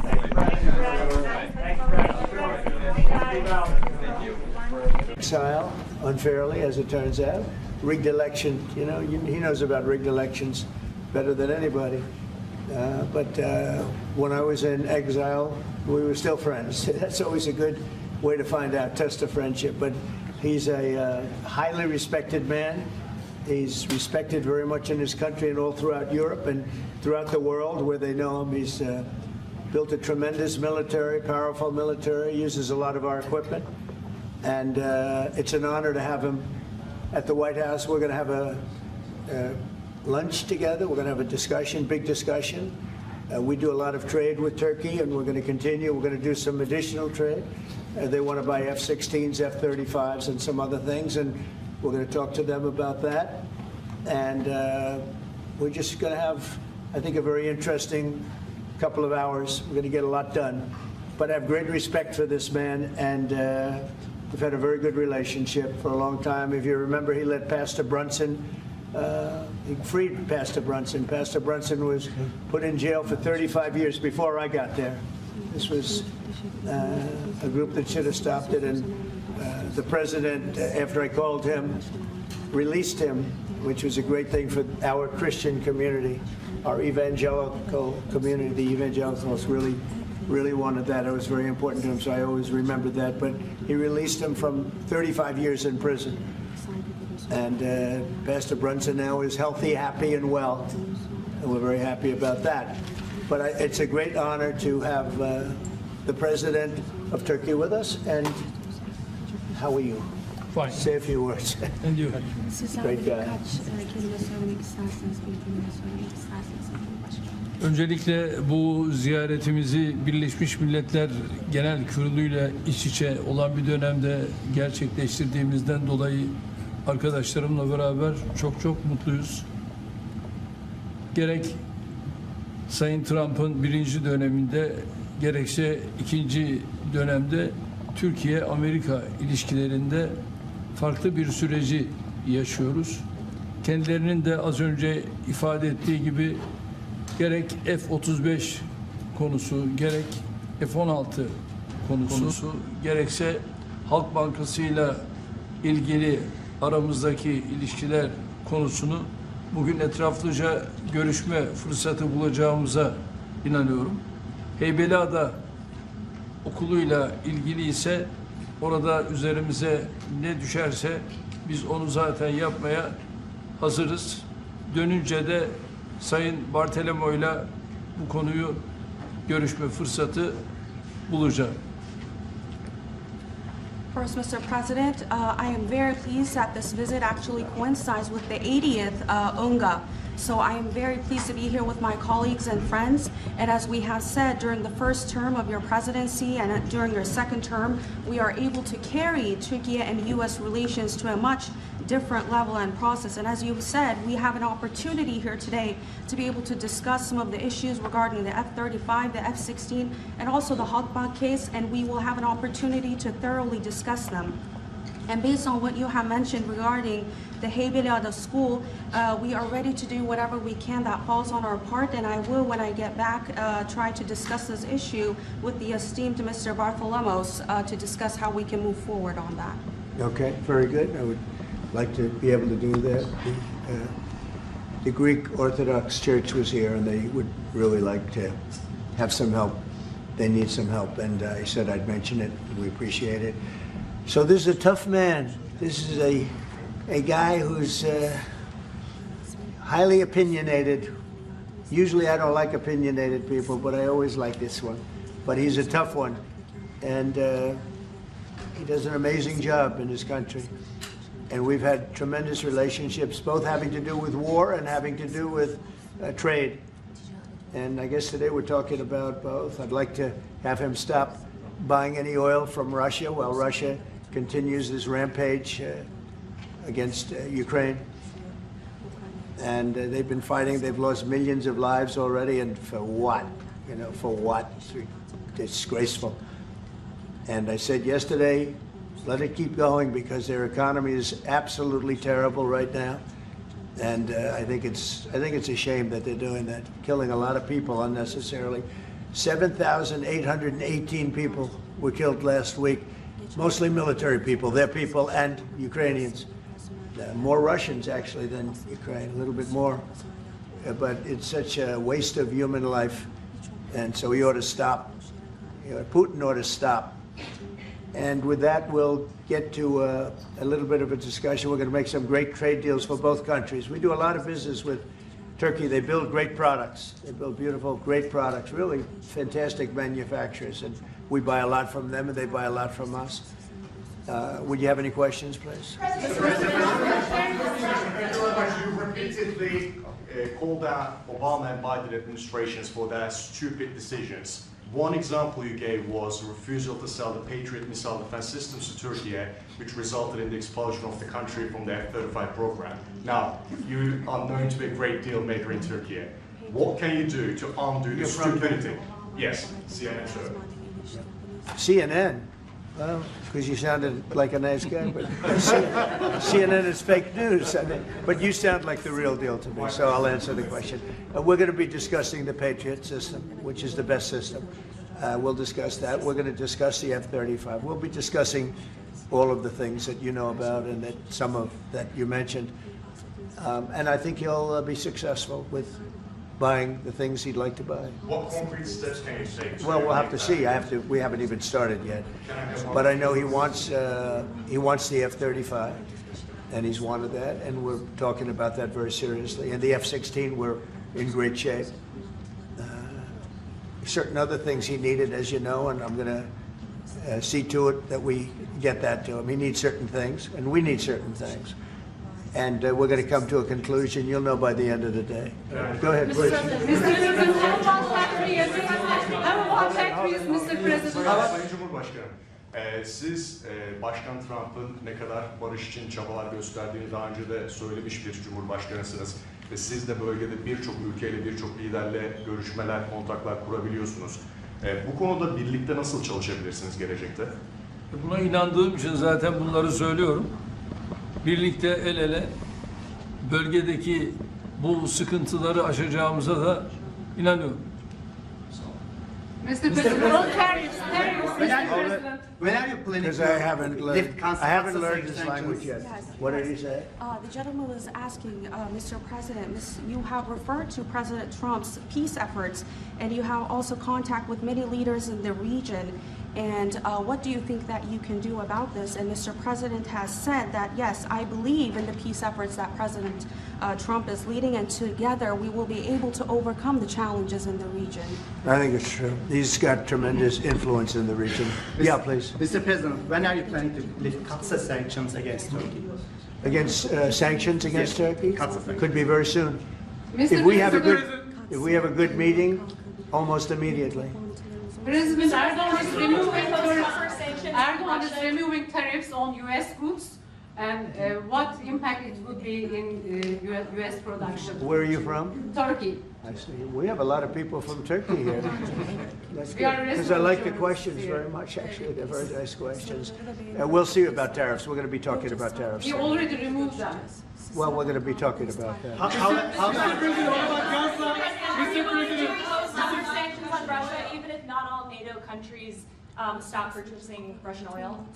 We're going to be seeing about that. The NATO countries were disappointing in that regard, but they've been very amazing in other ways. They did, as you know, they went from 2% to 5% GDP, and that's a big step, and it's paid. I mean, they have the money there, and we're selling a tremendous amount of military equipment to NATO. We're selling.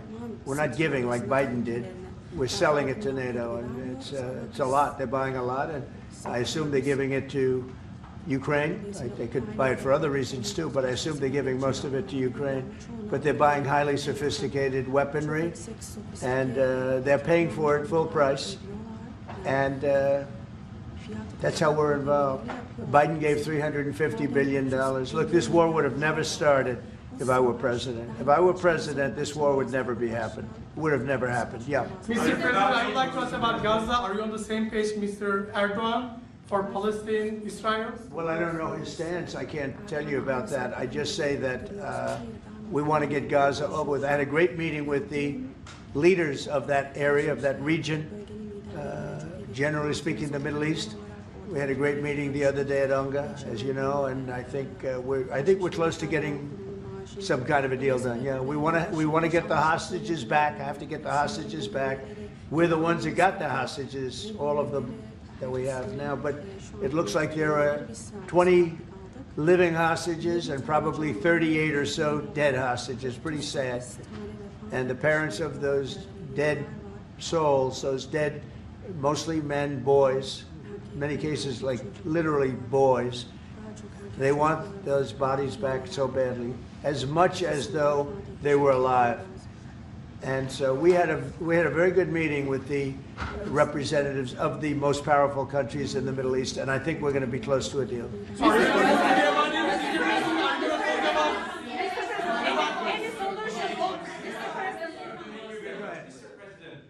We've noticed that in the Ukrainian war and during the Israeli-Iran war, the airspace of the NATO countries is very fragile, and it needs to be stronger. And in that sense, Turkey being the second largest army in NATO, it needs to support its air force and air defense.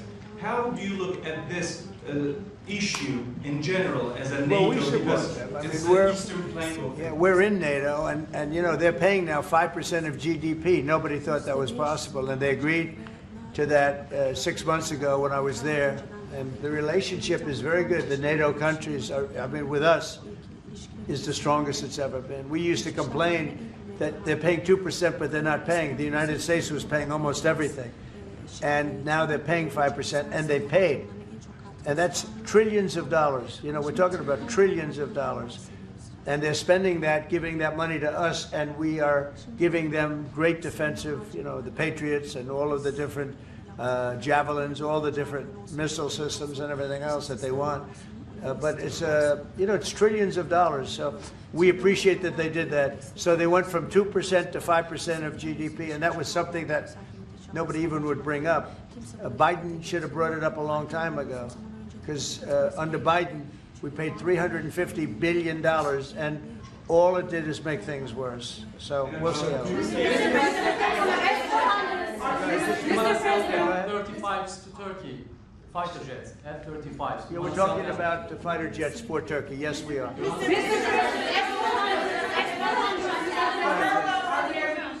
we going to see any steps going to be taken today about the issue, about the things that are going on in the Gaza, Palestine? Are we going to? It could be today. Yeah, it could be today. We have a very strong dialogue going on with Saudi Arabia.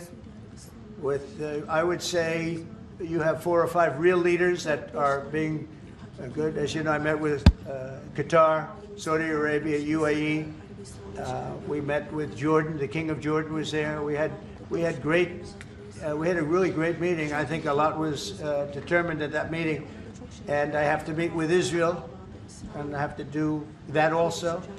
They know what I want, and I think we can get that one done. I hope we can get it done. A lot of people are dying. But we want the hostages back. We don't want them back, 1 this week, 1 in 2 months from now, 3 later, and you know, like the way it's been going. We got them all back. We got a lot of them back. We got the American Alexander. We got the American hostages back. But we have now 20 plus 38 bodies, dead bodies. and we want them all back, and we want them back at one time.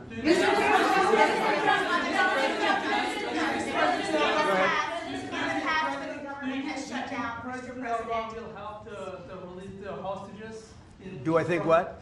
Do you think President Erdogan will have to release the hostages? I don't know if he'll help in that. I don't really think we have, I don't think it'll be necessary in this case. I think we're going to be in a pretty good position. There are a lot of people that want that done. I met with great leaders. Look, you saw the people that were there, and great leaders. Egypt was also represented. We met with the leaders of that part of the world, and they want to see if they can get something done. And I'm going to have to tell Israel, let's go. We want to get the hostages back. Everybody wants to see that war over with, by the way. Everybody. So we're going to see what happens.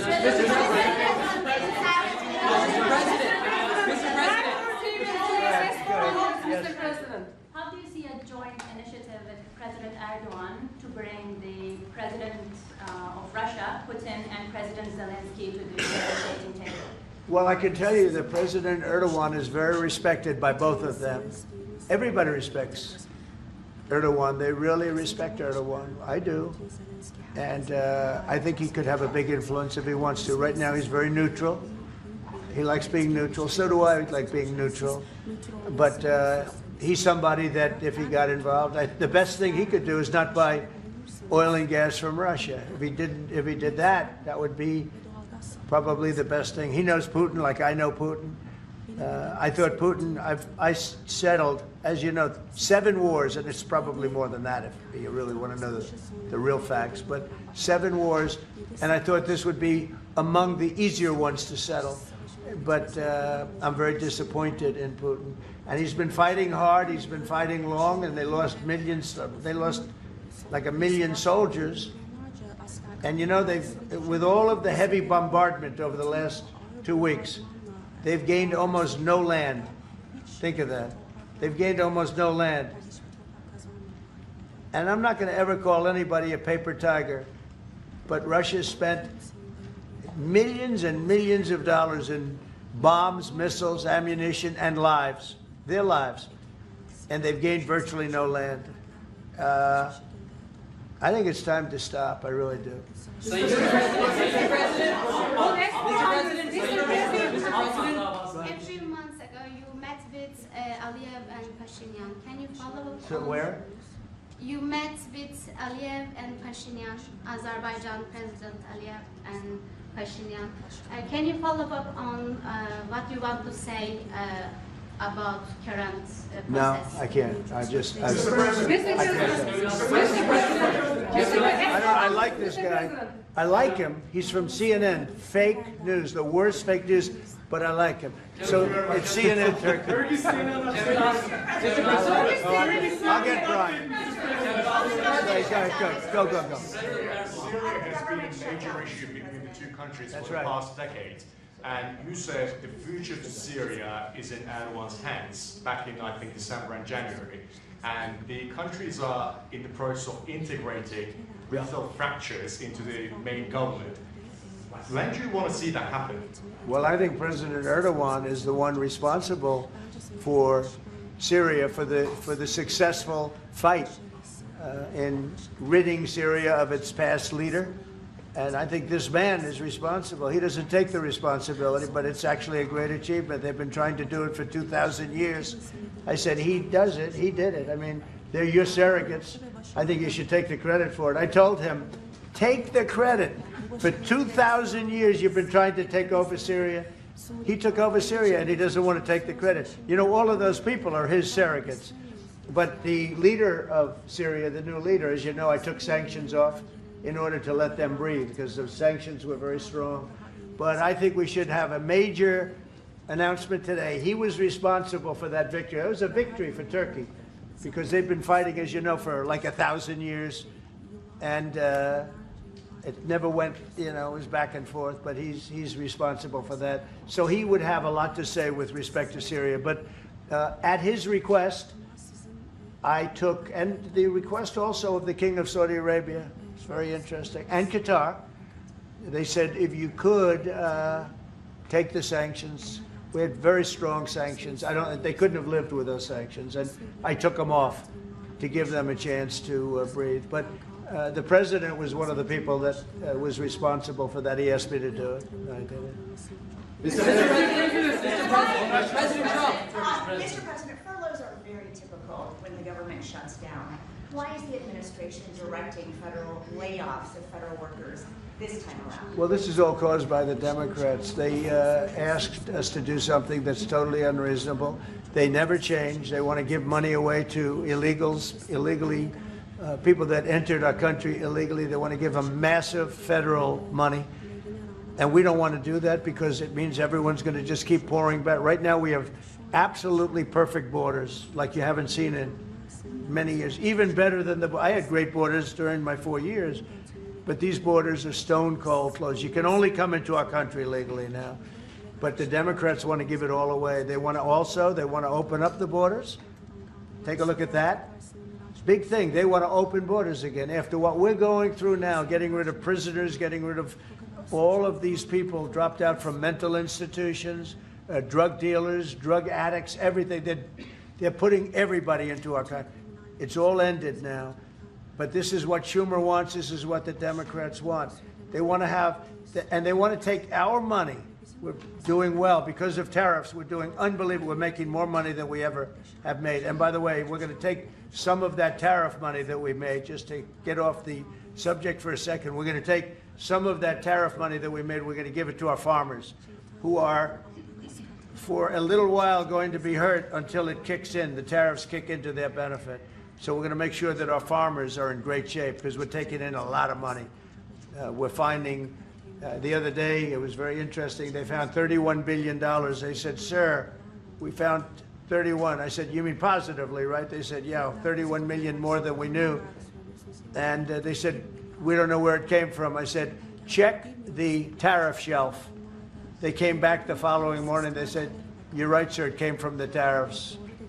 We've never seen anything like this. So what we're going to be doing is we're going to be taking some money from all of the tariff money that we've taken, and we're going to distribute it to our farmers until the tariffs kick into their benefit, which ultimately the farmers are going to be making a fortune.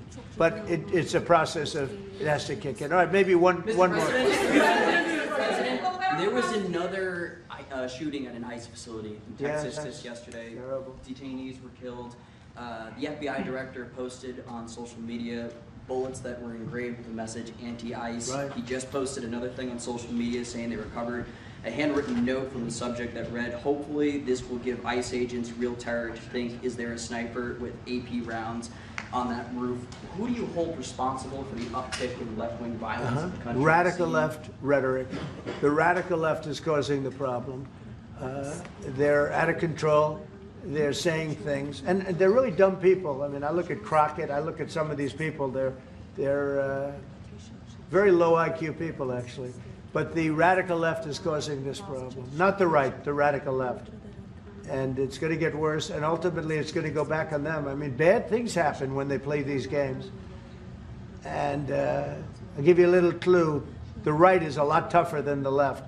But the right's not doing this. They're not doing it, and they better not get them energized because it won't be good for the left. And I don't want to see that happen either. I'm the president of all the people. But the radical left is causing this. Radical left Democrats are causing this problem, and it gets worse. It gets worse, and it'll be a point where other people won't take it anymore, and that will not be good for the radical left, and we don't want that. Okay, thank you. Mr. President, it seems like an indictment of James Comey is imminent. Would this be the first step in accountability for pushing the hopes of Russia, along with Barack Obama involved as well? Well, I can't tell you what's going to happen because I don't know. You have very professional people headed up by the Attorney General and Todd Blanche and Lindsay Halligan, who's very smart, good lawyer, very good lawyer. They're going to make a determination. I'm not making that determination. I think I'd be allowed to get involved if I want, but I don't really choose to do so. I can only say that Comey's a bad person. He's a sick person. I think he's a sick guy, actually. He did terrible things at the FBI. And but I don't know. I have no idea what's going to happen. One question. Thank you very much, everybody.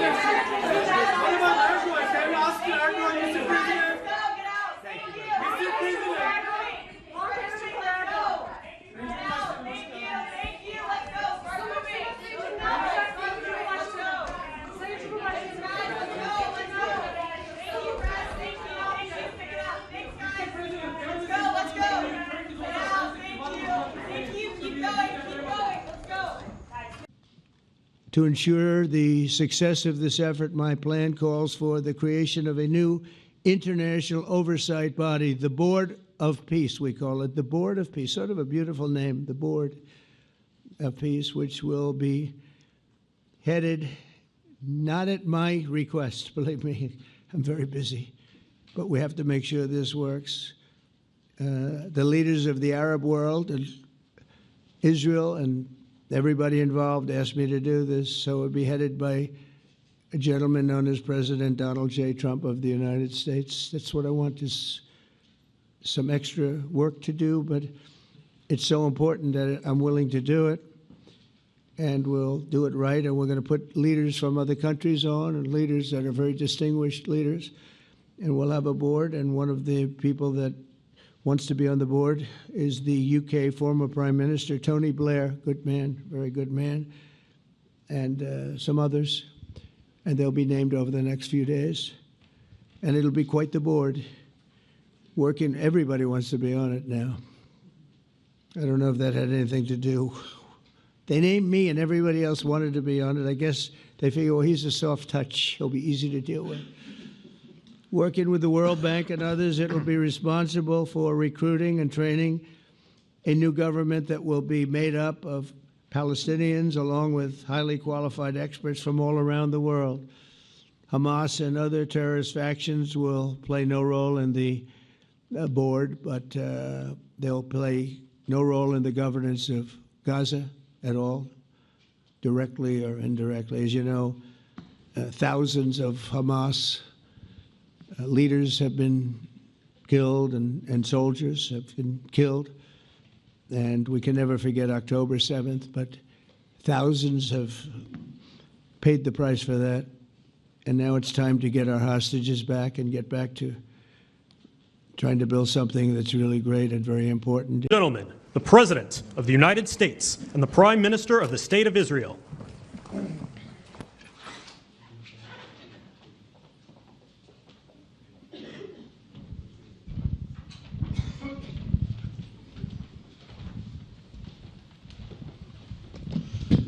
Thank you very much, everybody. So this is a big, big day, a beautiful day, potentially one of the great days ever in civilization.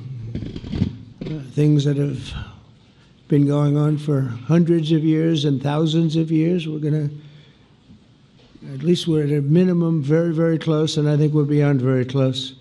And I want to thank Bibi for really getting in there and doing a job.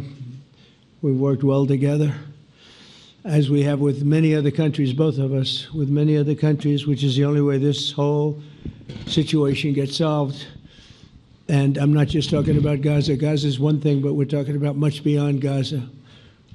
The whole deal, everything getting solved. It's called peace in the Middle East. So today is a historic day for peace, and Prime Minister Netanyahu and I have just concluded an important meeting on many vital issues, including Iran, trade, the expansion of the Abraham Accords, and most importantly, we discussed how to end the war in Gaza, but it's just a part of the bigger picture, which is peace in the Middle East, and let's call it eternal peace in the Middle East. So this is far more than anybody expected, but the level of support that I've had from the nations in the Middle East and surrounding Israel and neighbors of Israel has been incredible, incredible. Every single one of them. This afternoon, after extensive consultation with our friends and partners throughout the region, I'm formally releasing our principles for peace, which people have really liked, I must say. And these are done not just routinely done. These are done with total consideration and working with the nations that we're talking about. All of these nations have made contributions to those suggestions. I want to thank the leaders of many Arab and Muslim nations for their tremendous support in developing the proposal, along with many of our allies in Europe. Europe has been very much involved, and as I was called by many of the European leaders, most of them saying, is this true? Are you really doing peace in the Middle East? This is the most incredible thing we've heard. Some think it's the biggest thing they've ever heard. They called just to find out, was it just a rumor or is it actually done? And then they said, have you spoken to the Arab leaders? Have you spoken to all of the other leaders that we have to get? A lot of people involved in this one. I also want to thank Prime Minister Netanyahu for agreeing to the plan and for trusting that if we work together, we can bring an end to the death and destruction that we've seen for so many years, decades, even centuries, and begin a new chapter of security, peace, and prosperity for the entire region. And I want to just say that my meetings and dialogue that we had with so many countries, Saudi Arabia as an example, the king is a phenomenal person. The Emir of Qatar, he's incredible people. UAE, and that's MBZ and ABZ. We're totally involved. These are the people that we've been dealing with and who've been actually very much involved in this negotiation, giving us ideas, things they can live with, things they can't live with. Pretty complex. I mean, after 2,000, 3,000 years, whatever it is, I guess it's got to be a little complex, or it would have been done a long time ago. The King of Jordan was with us, as you know, in the United Nations. The President of Turkey, President Erdogan, is a friend of mine, a strong man, but a good man. President of Indonesia, somebody who's an amazing leader, Prabowo. He is an amazing leader and respected by everybody. He was in the room with us. We were together with most of these people that I'm mentioning. Others were by phone or the next day. The Prime Minister and the Field Marshal of Pakistan, they were with us right from the beginning. Incredible. In fact, they just put out a statement that they fully believe in this pact. It just came out just as I was walking on. They said, sir, you have a big notice from the Prime Minister of Pakistan and from the Field Marshal that they back this 100%. President El-Sisi of Egypt, who's terrific. And these are people I've gotten to know over the years. I mean, I would say it started around 2015 and then went into 2016 when the presidency officially began. But I've known him actually for a long time, and there are many cases really great men. I can't say in all cases, but I will tell you in many cases they're great men and some great women too. They tend to be mostly men, however, I will say that. But if accepted by Hamas, this proposal calls for the release of all remaining hostages immediately, but in no case more than 72 hours. So the hostages are coming back, and I hate even saying this from the standpoint, doesn't sound right, but it is so important to the parents. The bodies of the young men, I believe in almost all cases, the young men are coming back immediately. I met with parents. The parents felt as strongly about getting the body of their dead boy back as they did as though the boy were alive and well. It's so important to them. And it means the immediate end to the war itself, not just Gaza. It's the war itself. Under the plan, Arab and Muslim countries have committed, and in writing in many cases, but I actually would take their word for it. The people I mentioned, I'd take their word for it, to demilitarize Gaza, and that's quickly. Decommission the military capabilities of Hamas and all other terror organizations. Do that immediately. and we're relying on the countries that I named and others to deal with Hamas. And I'm hearing that Hamas wants to get this done too, and that's a good thing. And destroy all terror infrastructure, including the tunnels, weapons of production facilities. They have a lot of production facilities that we're destroying. They'll also help train local police forces in the areas that we're discussing right now, in particular in and around Gaza, working with the new transitional authority in Gaza. All parties will agree on a timeline for Israeli forces to withdraw in phases. They'll be withdrawing in phases. No more shooting, hopefully, as progress is made toward achieving these goals. Arab and Muslim nations need to be allowed the chance to fulfill these commitments of dealing with Hamas. They have to deal with them because they were the one group that we have not dealt with. I haven't dealt with them. But the Arab countries are going to, and Muslim countries are going to be dealing with Hamas, and I believe they've already been there. I think they probably have an understanding, and they haven't maybe mentioned that, but I would imagine they do. Otherwise, they wouldn't have gone as far as they've gone.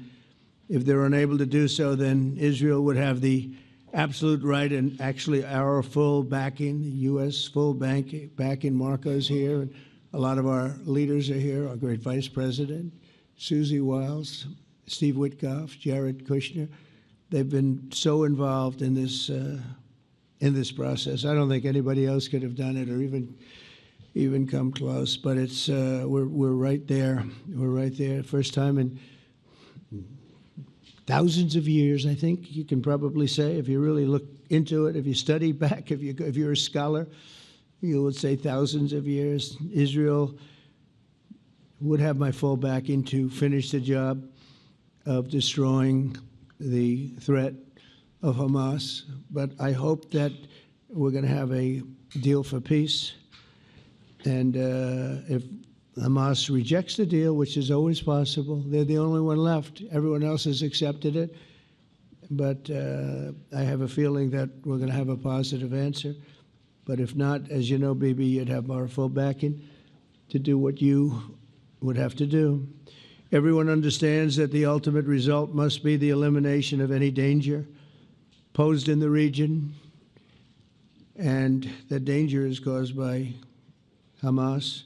The tyranny of terror has to end, and this is, again, something that we're looking for. This is eternity. This is for forever. To ensure the success of this effort, my plan calls for the creation of a new international oversight body, the Board of Peace, we call it, the Board of Peace, sort of a beautiful name, the Board of Peace, which will be headed, not at my request, believe me, I'm very busy, but we have to make sure this works. The leaders of the Arab world and Israel and everybody involved asked me to do this, so it would be headed by a gentleman known as President Donald J. Trump of the United States. That's what I want, is some extra work to do, but it's so important that I'm willing to do it, and we'll do it right, and we're going to put leaders from other countries on, and leaders that are very distinguished leaders, and we'll have a board, and one of the people that wants to be on the board is the UK former Prime Minister, Tony Blair, good man, very good man, and some others. And they'll be named over the next few days. And it'll be quite the board. Working, everybody wants to be on it now. I don't know if that had anything to do. They named me and everybody else wanted to be on it. I guess they figure, well, he's a soft touch. He'll be easy to deal with. Working with the World Bank and others, it will be responsible for recruiting and training a new government that will be made up of Palestinians, along with highly qualified experts from all around the world. Hamas and other terrorist factions will play no role in the board, but they'll play no role in the governance of Gaza at all, directly or indirectly. As you know, thousands of Hamas leaders have been killed and soldiers have been killed. And we can never forget October 7th, but Thousands have paid the price for that. And now it's time to get our hostages back and get back to trying to build something that's really great and very important. In our meeting today, Prime Minister Netanyahu was very clear about his opposition to a Palestinian state. And he continuously mentions October 7th, and I understand that. Most people do. And I understand and respect his position on many things, but what he's doing today is so good for Israel. I noticed that they have large crowds gathering in Israel all the time, and they have my name up. They like me for whatever reason, maybe I don't know, but they do like me. But they say two things. Please get the hostages back and please end the war. They've had it. It's had it. So I think it's a very popular thing you do because he's a warrior. He doesn't know about getting back to a normal way of life, but he is a warrior, and Israel's lucky to have him. But now the people want to get back to peace. They want to get back to normalization in a true sense. Several countries have foolishly recognized the Palestinian state. As you know, some of our European friends, allies, good people, but they're really, I think, doing that because they're very tired of what's going on for so many decades. They've been presidents and prime ministers for years, and during this time, having to do with the Middle East, all they're doing is talking about the same thing over and over. They want to see it get back. And nobody wants that more than me, or I believe Bibi too. But the people of Israel want it. They really want it. They want the hostages back. That includes the probably 32 bodies that we're talking about, 20 people that are living, 32 or so people that are dead, and they want to have peace. So let us not forget how we got here. Hamas was elected by the Palestinian people. Israel withdrew from Gaza thinking they would live in peace. Remember that a long time ago? They withdrew. They said, you take it. This is our contribution to peace. But that didn't work out. That didn't work out. It was the opposite of peace. They pulled away. They let them have it. And I never forgot that because I said, that doesn't sound like a good deal to me. As a real estate person, I mean, they gave up the ocean, right? Ron, they gave up the ocean. They said, who would do this deal? And it still didn't work out. They were very generous, actually. And they gave up the most magnificent piece of land in many ways in the Middle East. And they said, all we want to do now is have peace. And that request was not honored. Instead of building a better life for the Palestinians, Hamas diverted resources to build over 400 miles of tunnels and terror infrastructure, rocket production facilities, and hid their military command posts and launch sites in hospitals, schools, and mosques. So if you went after them, you'd be after them, and you wouldn't even realize you ended up knocking out a hospital or school or a mosque. A terrible thing, terrible, terrible way to have to fight. No fight is good, but that's a real bad one. So there are many Palestinians who wish to live in peace. Many. I've seen so many of them. And they have support. And I challenge the Palestinians to take responsibility for their destiny, because that's what we're giving them. We're giving them responsibility for their destiny, fully condemn and prohibit terrorism and earn their way to a brighter future. They don't want the life that they've had. They've had a rough life with Hamas.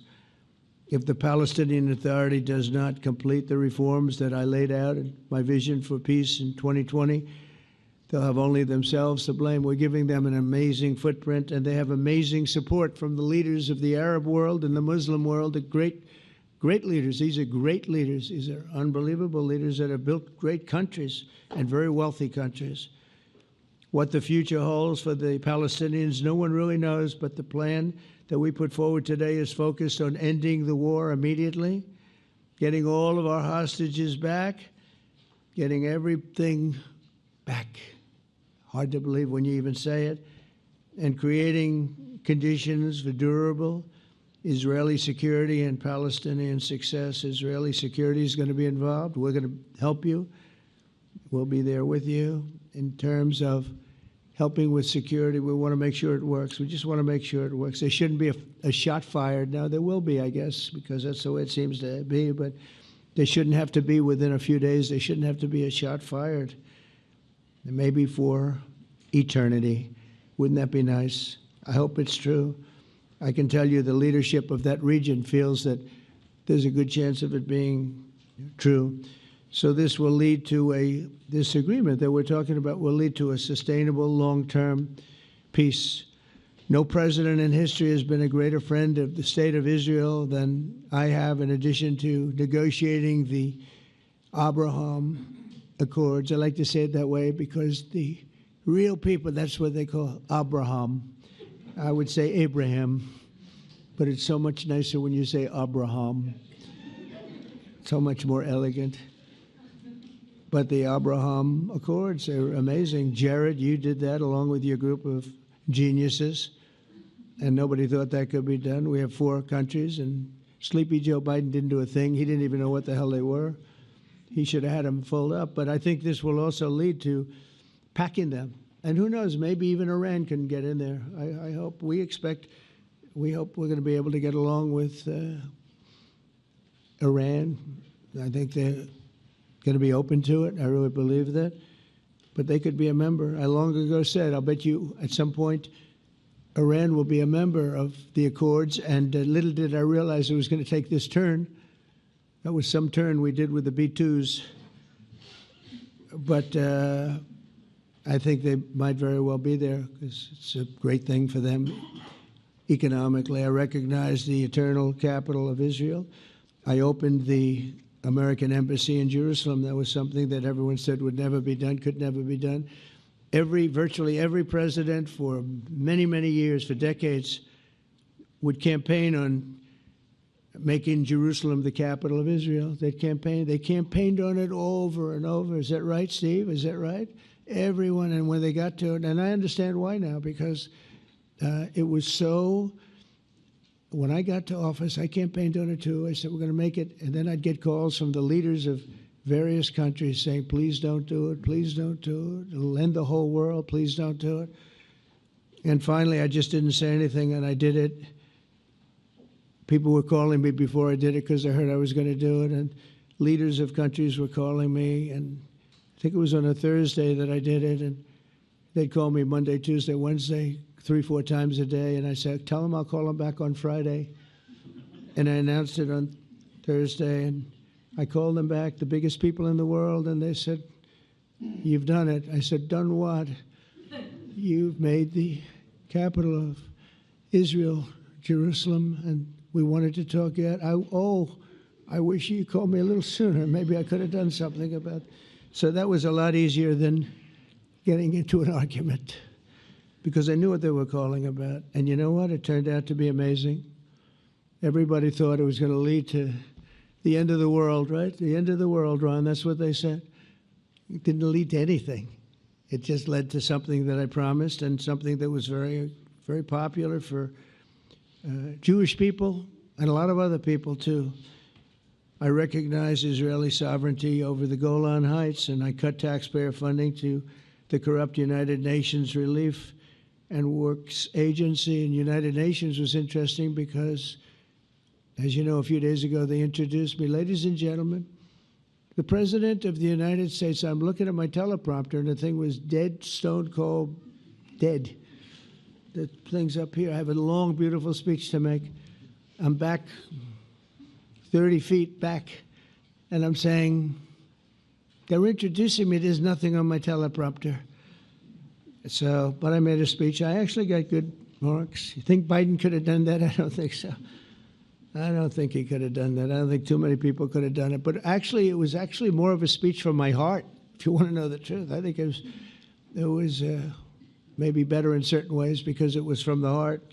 It has to be from the heart, otherwise you're in big trouble. But I cut taxpayer funding for that very corrupt United Nations Relief and Works Agency, and nobody thought that would be done, and withdrew from the horrible Iran nuclear deal that was imposed upon Israel by Barack Hussein Obama and Biden. And I don't think Biden knew anything about it, though. I don't think he knows anything about it now, actually, if you ask him. He'd say, what is that? and we obliterated Iran's nuclear enrichment capacity, making it impossible for them to have a nuclear weapon, which they would have had probably in about 2 months from that. But I've never asked Israel to compromise its security, but we had big, strong talk. Nobody's been better to Israel. No president's been better to Israel than Donald Trump. But we had a long, strong talk, Bibi and I, and he understands it's time. It's time. History has shown, and the people of Israel want it. And the people of the Middle East want it. The people of enemies of Israel want it, but they don't have really too many enemies right now. And you know what? Many countries have gained great respect for Israel, for the way they fight, for the job they do, including me. I had respect anyway, but they gained respect. History has shown us that those who have relations with Israel have thrived, while those who have devoted resources and attention toward the destruction and even annihilation of Israel have languished. They haven't done well.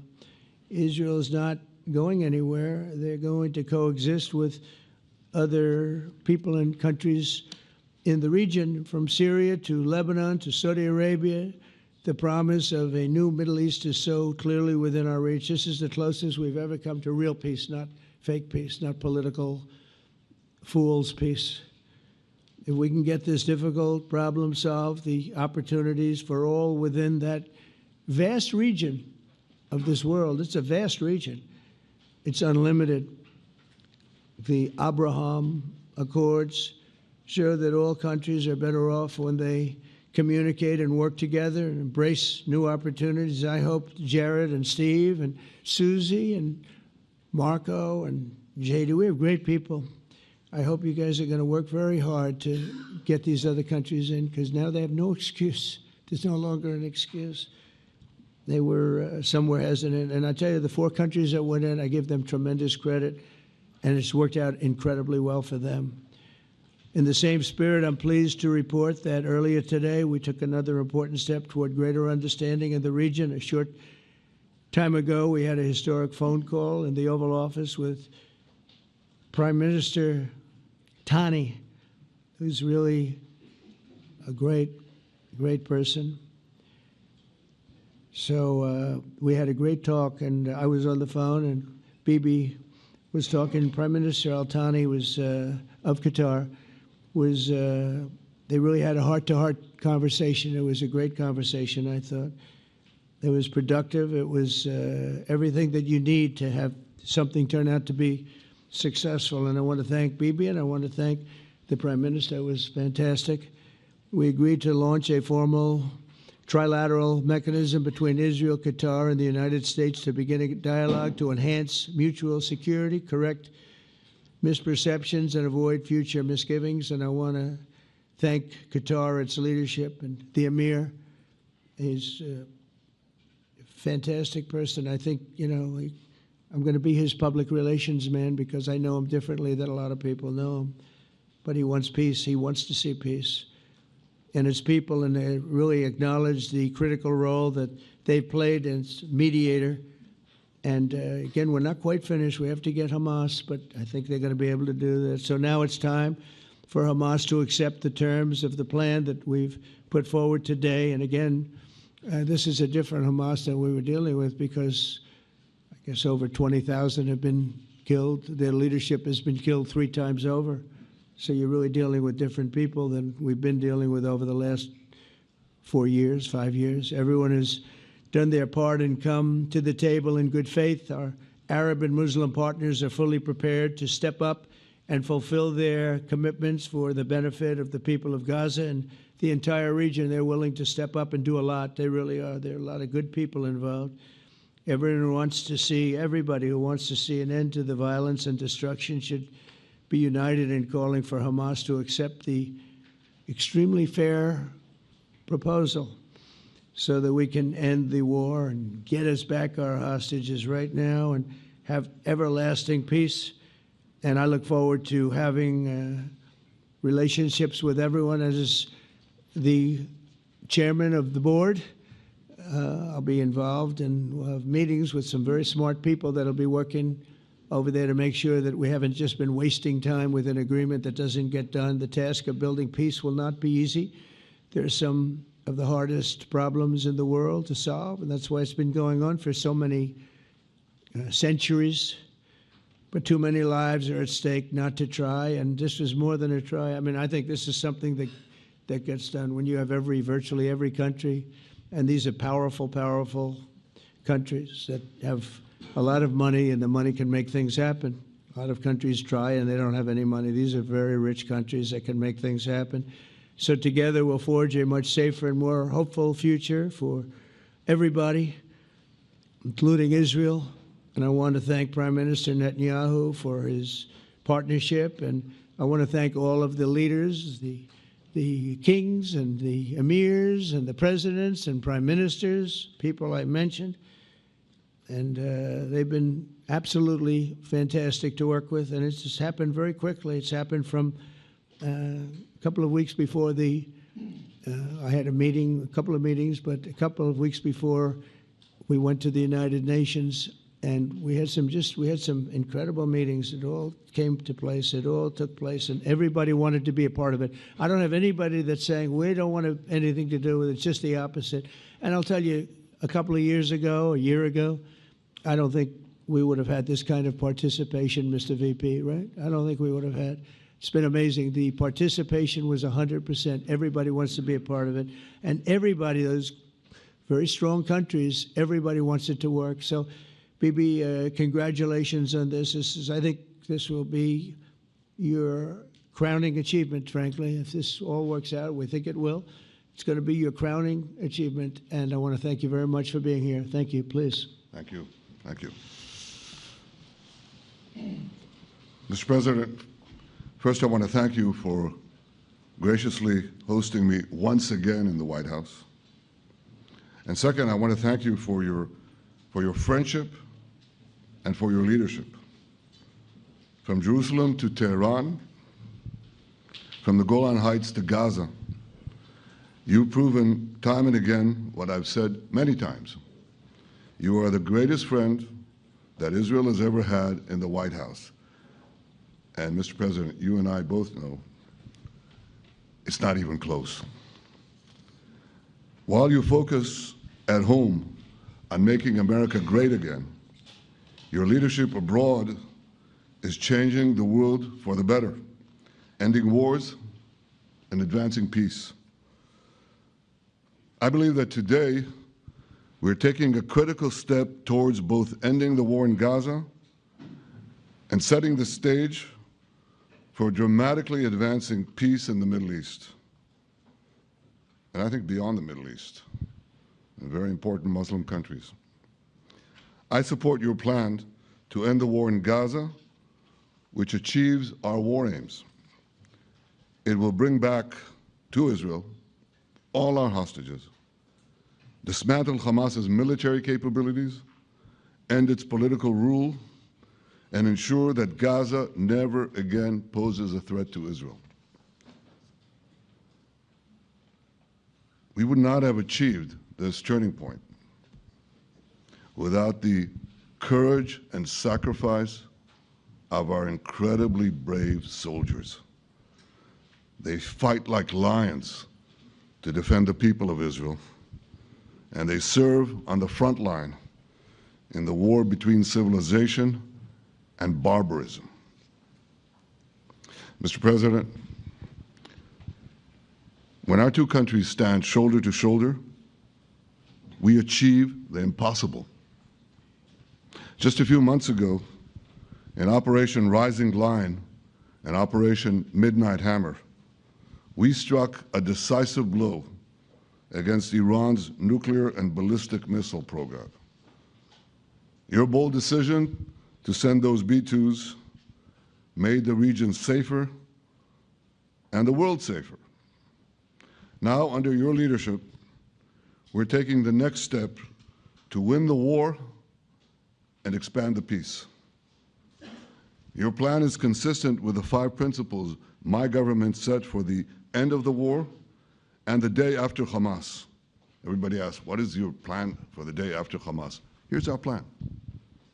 Passed it in the cabinet. All our hostages, both those who are alive and those who died, All of them will return home immediately. Hamas will be disarmed. Gaza will be demilitarized. Israel will retain security responsibility, including a security perimeter for the foreseeable future. And lastly, Gaza will have a peaceful civilian administration that is run neither by Hamas nor by the Palestinian Authority. If Hamas agrees to your plan, Mr. President, the first step will be a modest withdrawal, followed by the release of all our hostages within 72 hours. The next step will be the establishment of an international body charged with fully disarming Hamas and demilitarizing Gaza. I appreciate your willingness to lead the body, Mr. President. I really appreciate it because you have a lot of things to do, and this is important. And it reflects the confidence that this will give everyone, that things will be followed up on all the commitments made. The fact that you're taking this on, I think, helps a lot to make sure that everything flows in the direction that we want. Now, if this international body succeeds, we will have permanently ended the war. Israel will conduct further withdrawals linked to the extent of disarmament and demilitarization, but will remain in the security perimeter for the foreseeable future. I think we should understand that we're giving everybody a chance to have this done peacefully, something that will achieve all our war objectives without any further bloodshed. But if Hamas rejects your plan, Mr. President, or if they supposedly accept it and then basically do everything to counter it, then Israel will finish the job by itself. This can be done the easy way, or it can be done the hard way, but it will be done. We prefer the easy way, but it has to be done. All these goals must be achieved because we didn't fight this horrible fight, sacrifice the finest of our young men to have Hamas stay in Gaza and threaten us again and again and again with these horrific massacres. Mr. President, I was encouraged by your clear statement at the UN against the recognition of a Palestinian state. That would be an outcome that, after October 7th, would reward terrorism, undermine security, and endanger Israel's very existence. As for the Palestinian Authority, I appreciate your firm position that the PA could have no role whatsoever in Gaza without undergoing a radical and genuine transformation. In your 2020 peace plan, which you mentioned just now, you made clear what that transformation requires. It's not lip service. It's not checking a box. It's a fundamental, genuine, and enduring transformation. And that means ending pay to slay, changing the poisonous textbooks that teach hatred to Jews, to Palestinian children, stopping incitement in the media, ending lawfare against Israel at the ICC, the ICJ, recognizing the Jewish state, and many, many other reforms. It won't come as a surprise to you that the vast majority of Israelis have no faith that the PA Leopard will change its spots. But rather than wait for this miraculous transformation, your plan provides a practical and realistic path forward for Gaza in the coming years, in which Gaza will be administered neither by Hamas nor the Palestinian Authority, but by those committed to a genuine peace with Israel. I think this can be not only a new beginning for Gaza, I think it can be a new beginning for the entire region. Under your leadership, we can re-energize, well, I've got to contribute my own, we can re-energize the Abraham Accords. That's what it's called in the original Hebrew, Abraham. Abraham is fine, Abraham, however you want to call it. Under your leadership, Mr. President, we can re-energize the Abraham Accords that we forged 5 years ago. We can expand them to many more Arab and Muslim nations that choose moderation over extremism, I think there's an opportunity here. It's not going to be easy, it's tough going, but I think if we succeed, you're absolutely right. We're going to open possibilities that nobody even dreamed of. But I think we dream of them. As you've told me, Mr. President, and you've told the world many, many times, you said, remember October 7th. Remember October 7th. And we do.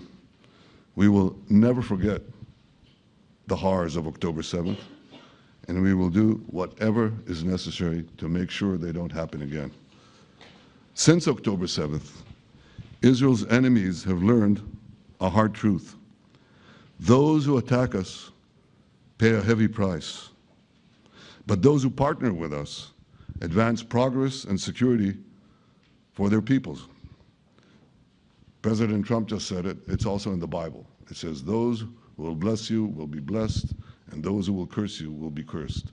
And that's actually what is happening. We want the blessings. I think we've done a lot in the past 2 years to end the curse. We're not finished, but we've done a lot. And we've done a lot together to end the curse. I want to thank your entire team for their efforts to get to this point. I especially want to thank Steve Witkoff and Jared Kushner for their indefatigable work to bring Israel and Arab states in the region closer together. I am deeply grateful to both of them for their work. We had a phone call today just to make it clear. I said to the Prime Minister of Qatar, Israel was targeting terrorists, wasn't targeting Qatar. And of course, we regretted the loss of the Qatari citizen, wasn't our target. And I very much appreciate President Trump's proposal to have a trilateral body, the United States, Israel, and Qatar, to work out respective grievances. There are quite a few. But if we could try to mitigate them or put it on a different footing, I think that'll be good for everyone.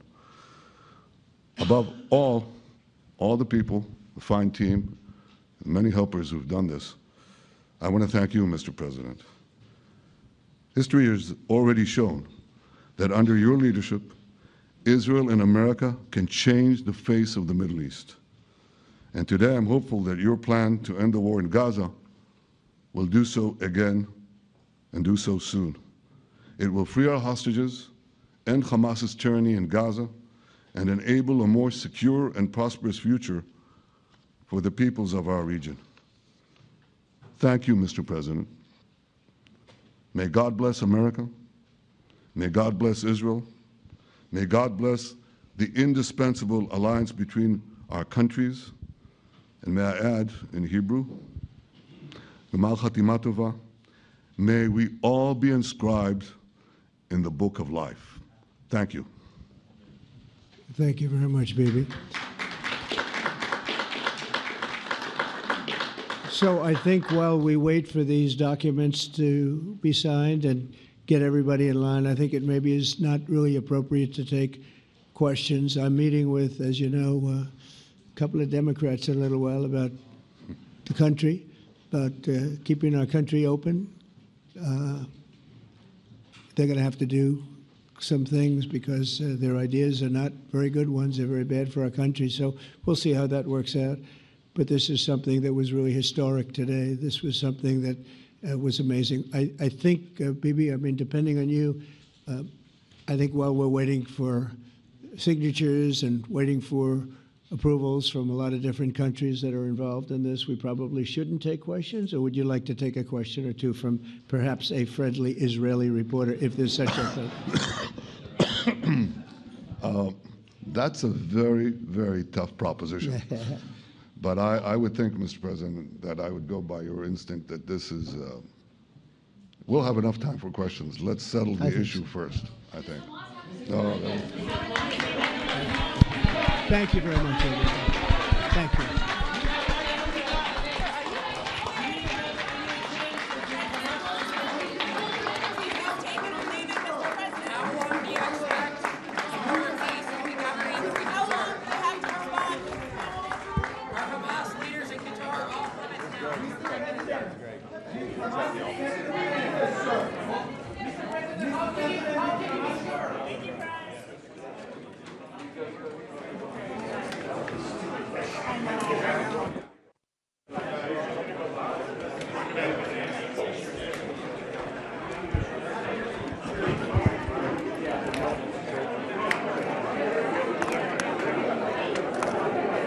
I want to thank the countries that helped me put this together: Qatar, Turkey, Saudi Arabia, Egypt, Jordan, and so many others. So many people fought so hard.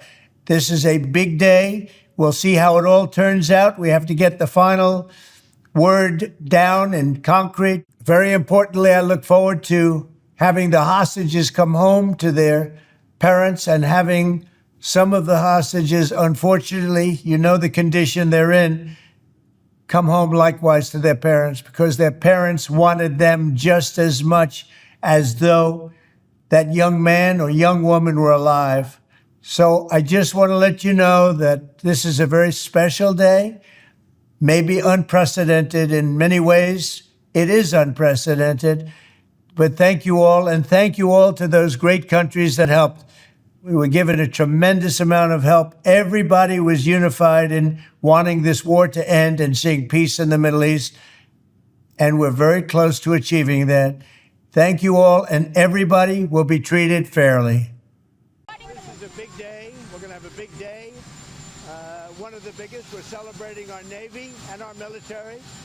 We have the greatest military anywhere in the world, not even close, as you probably noticed. And we rebuilt it largely during my first term, and now I get to see it in action. So we're going to have a very big day today. It's going to be very exciting.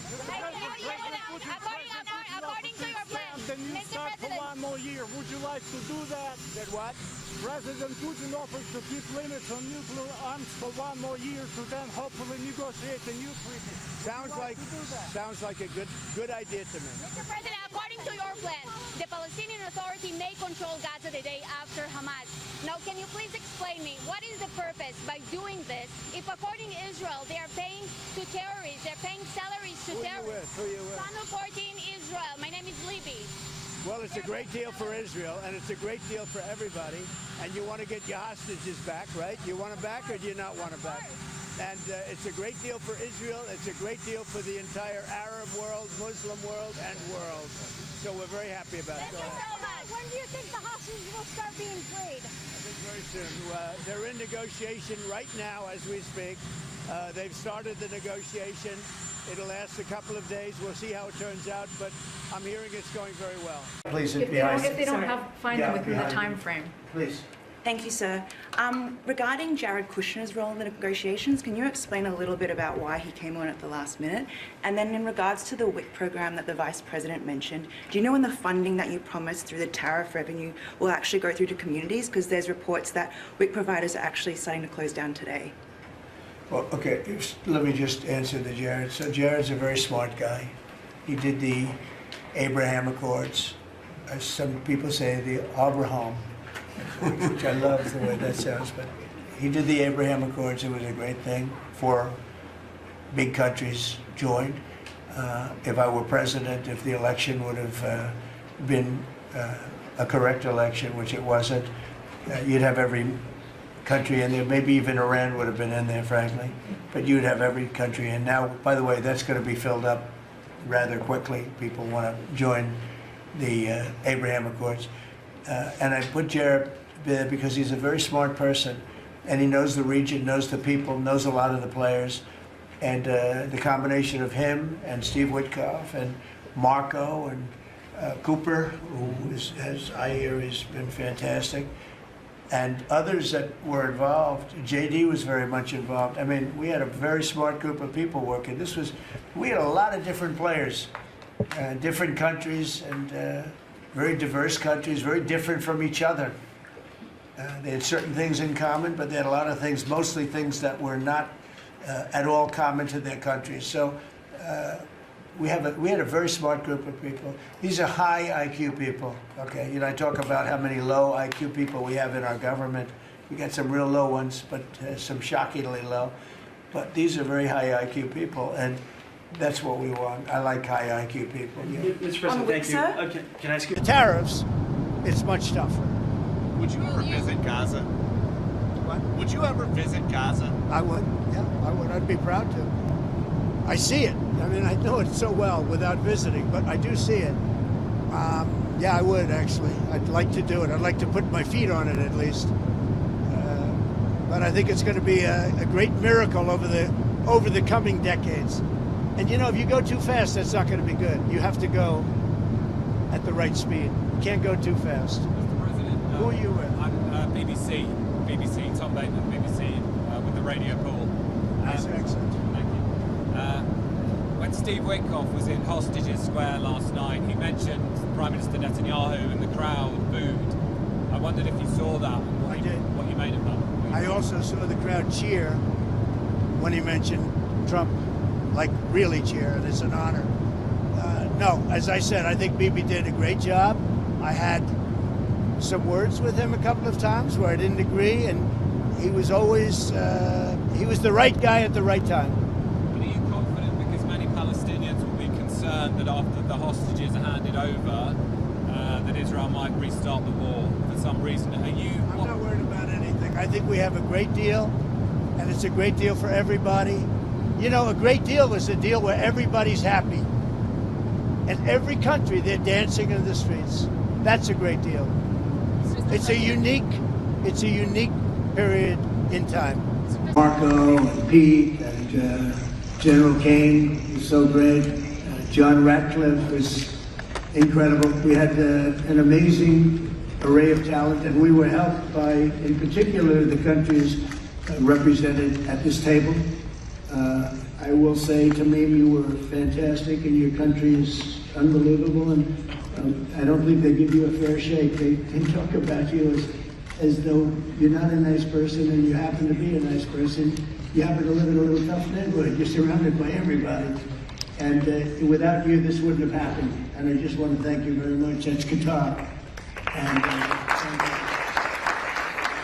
he's a great friend.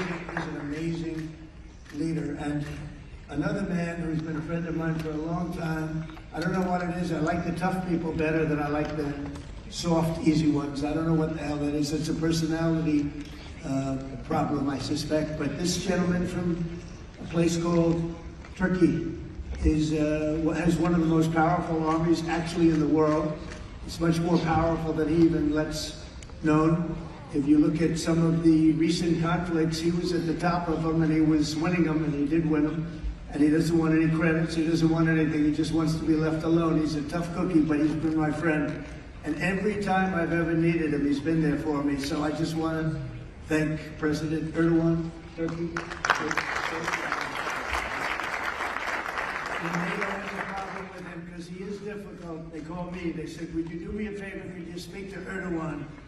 And I do, and he never fails us, right, General? He never fails. He's amazing. So I just want to thank you for the friendship. It's great. Thank you very much.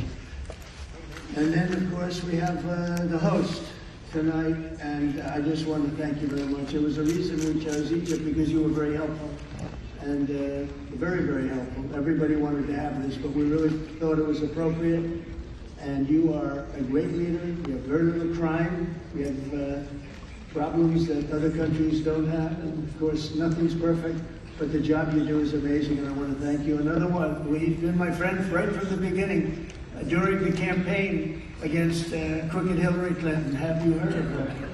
We were both downstairs waiting to go up to meet this gentleman who has a place called Egypt, the oldest civilization. They say 6,000 years. China's 5,000 years, but you're actually number one, 6,000 years. Can you believe it? But the oldest, they say, civilization. But so I went up to meet him first, and we like each other so much that she waited for about an hour and a half. And I think your meeting lasted about 2 minutes with her. So I always remembered that. But that was our first meeting. We had great chemistry together. And he's a fantastic man and a fantastic general, by the way. But he's a great, great president. And I want to thank Egypt and all of your representatives for treating us all so well.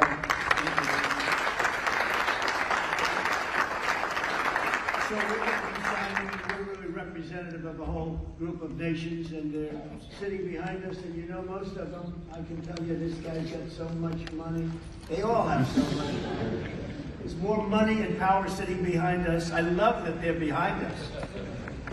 They've never been sitting behind anybody before. This is a very unique position for them, but they are seriously, they're among the most powerful countries in the world, the richest countries in the world, and there's never been really an assemblage like what we have today. I don't think I've never seen it anyway.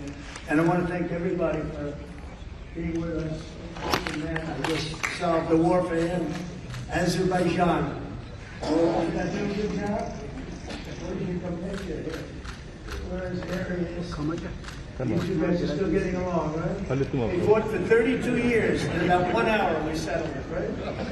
And they like each other now, too. That's great. Well, I want to thank everybody for being here. Italy, she's a very strong ruler. She's doing a great job. You're doing a great job. Thank you very much. So many, but we're actually going to be making a speech after this, so this is just a very important signing, but we're doing a signing, then we're doing a speech, and then I may stay behind with the leaders just to talk about that, some things without the press. I want to thank the media for you've been so respectful on this deal. You know the importance of the deal, and I really, it was so pleasant to watch. I was on the plane for quite a while listening to the various newscasts, and they were all fair. They were talking about how incredible this is. This is an incredible day for the world, let alone the Middle East. So I just wanted to thank the media. They really treated it with respect. I wish you could be like that on other things, but that's perhaps too much to ask for. But on this, tremendous, everybody feels the same. Just tremendous respect, and we appreciate it very much. Can we get the documents, please? Okay. We'll sign right here. Okay.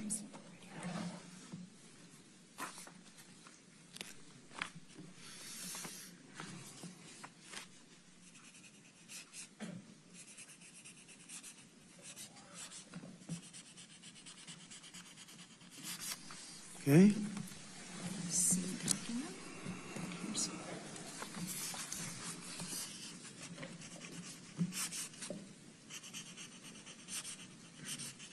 This took 3,000 years to get to this point. Can you believe it? And it's going to hold up, too. It's going to hold up. Okay, thank you. You can use my pen if you want. Have a pen? Want to use mine? Okay. Okay.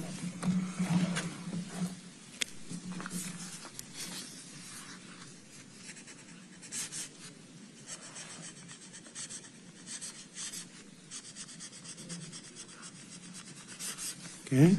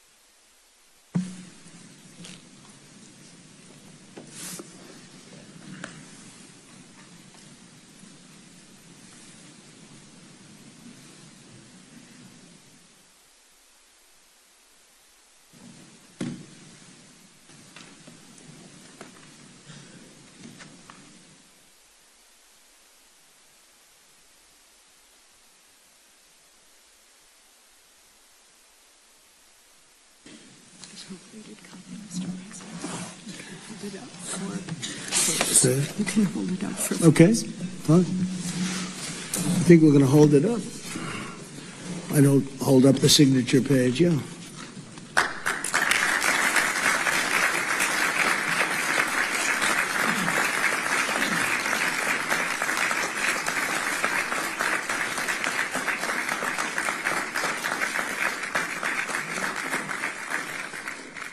So we're going to go and I'm going to say few words. We're giving a little speech, and then we're going to meet with the leaders after that and spend a little time together without the media. The media is invited to the speech. I just want to tell you the people behind me and some of the people in the room that are so helpful, but the people behind me are the greatest leaders, most powerful leaders, the richest leaders, frankly. Sometimes it's not politically correct to say that, but I'll say it, the richest in the world that the world has ever seen. And yet when you get to know them, I know every one of them in their own way, and I can say in particular some, because that's the way life works, but some of the greatest people you'll ever meet, and people that really care for their countries. And why this happened is they all came together and they wanted to get Gaza straightened out. They wanted to get the whole thing straightened out. It got to a point where it was just crazy. And once they got together and once we started talking, it went really, Tamim, it went smoothly. It went so smoothly. You were such a big help, but it went so smoothly that nobody can even believe it, that we're sitting here and getting this all certified out and all done. And everybody's happy about it. Everybody's happy about it, like I've never seen before, actually. I've done other deals, and people don't care as much. Big deals, I think they're big deals, but this is something that's taken off like a rocket ship. And it did from the beginning, and I've heard for years, this is the biggest deal, it'll never happen. For years, long before I ran for office, that this is the Middle East. It's the biggest, most complicated deal. And also it's the place that could lead to tremendous problems like World War III. They always talked about World War III would start in the Middle East. And that's not going to happen. We don't want it to start anywhere, actually, but it's not going to happen. So I just want to thank everybody, and I'll see you in a little while. And in particular, thank you all. Thank you, Tamim. Mr. General, thank you very much. Thank you very much. Great job. Great job. Thank you very much, everybody. Thank you. Okay.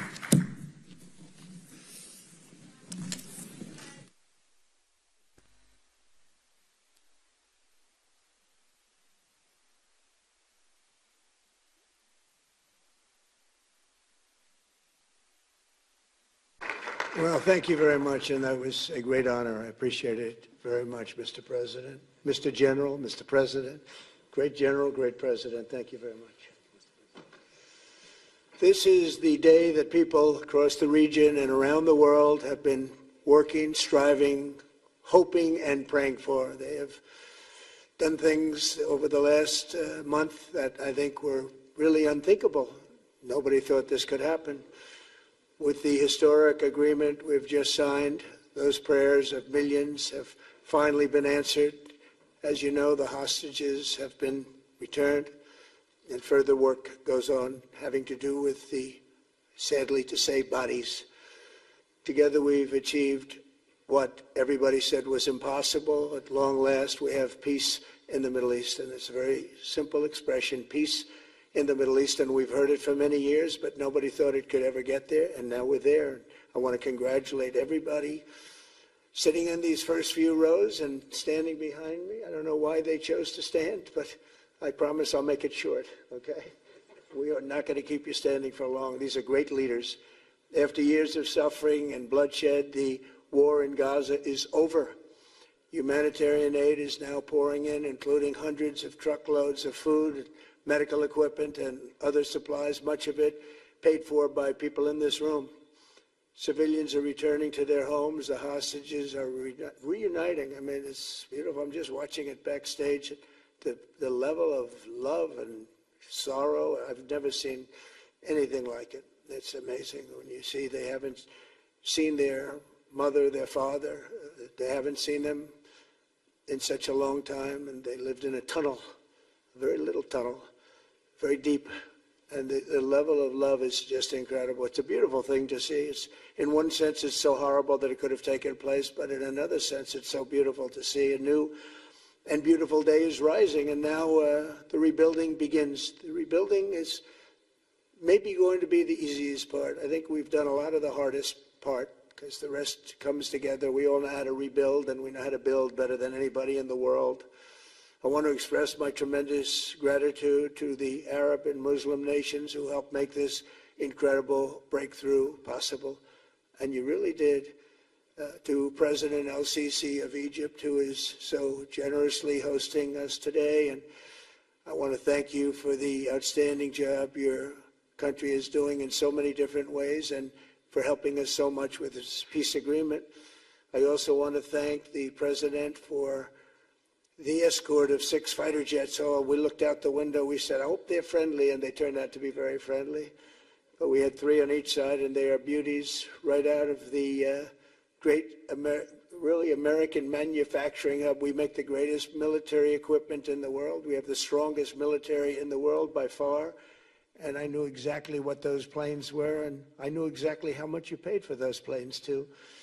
You paid a lot, but you got a pretty good deal. And they are great planes, and we just appreciate it. That was quite an escort in. It was very impressive. But Air Force One was really, it was covered with Egyptian desert just a few months ago. If you think about it, just a few months ago it was Egyptian desert, and now it was just a few feet off our window.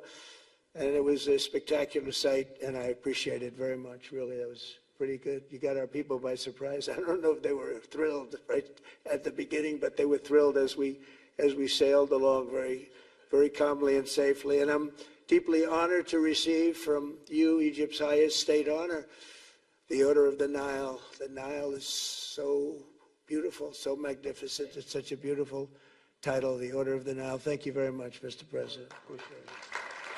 Great honor. I also want to give a very special thanks to the Emir of Qatar, a man who's outstanding. He's been a friend of mine for a long time, long before politics, and he's a fantastically respected man. His Highness Sheikh Tamim is respected by everybody. He's respected by everybody and in the most positive way, not only because of power, because of his heart. He's got a tremendous heart, and he's a great leader, and his country loves him. Thank you very much for being here. It's an honor.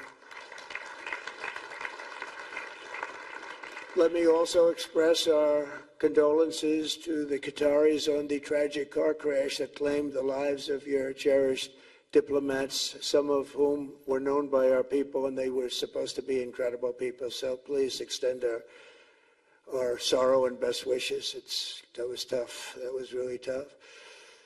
On this extraordinary occasion, I also want to give our sincere thanks to President Erdogan of Turkey. He's always there when I need him. He's such a tough guy. He is tough as you can be, but we love him. And when they have a problem with you, they always call me to handle it.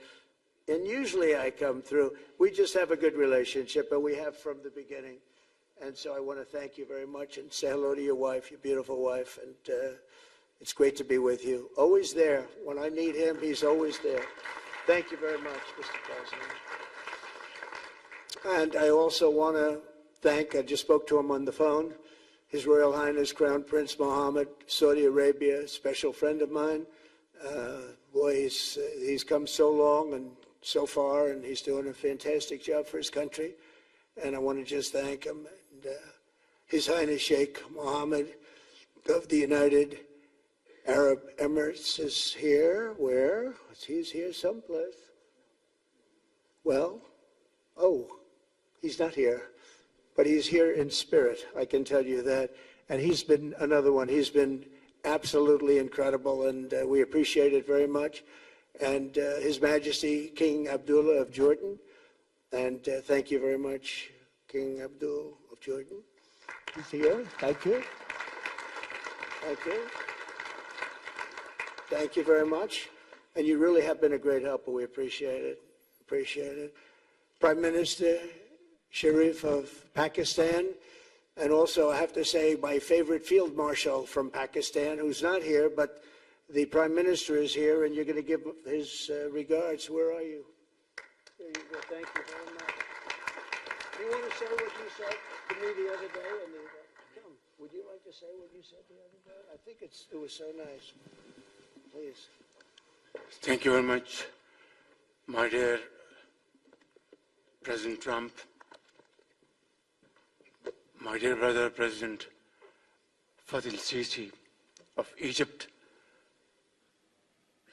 Majesties, Highnesses, Excellencies, Ladies and gentlemen, Assalamu alaikum, and a very good evening. Well, I would say today is one of the greatest days in contemporary history, because peace has been achieved after untiring efforts led by President Trump, who is genuinely a man of peace, who has relentlessly and untiringly worked throughout these months, day in and day out, to make this world a place to live with peace and prosperity. I would say that Pakistan had nominated President Donald Trump for Nobel Peace Prize for his outstanding, extraordinary contributions to first stop war between India and Pakistan, and then achieve ceasefire along with his very wonderful team. And today, again, I would like to nominate this great president for Nobel Peace Prize, because I genuinely feel that he is the most genuine and most wonderful candidate for Peace Prize, because he has brought not only peace in South Asia, saved millions of people, their lives. And today, here in Sharm el-Sheikh, achieving peace in Gaza is saving millions of lives in the Middle East. Mr. President, I would like to salute you for your exemplary leadership, visionary leadership. And I think that you're the man this world needed most at this point in time. World would always remember you as a man who did everything, went out of the way to stop 7 and today 8 wars. I would like to thank my very dear brother, Sheikh Tamim. He's Akh al-Shaqiq, who has really worked very hard along with others to achieve peace in this region. My very dear brother, President Tayyip Erdogan, His Majesty, King Abdullah, and of course my very dear brother, Mohammed bin Zayed of UAE, and of course my very dear brother, Crown Prince of Saudi Arabia.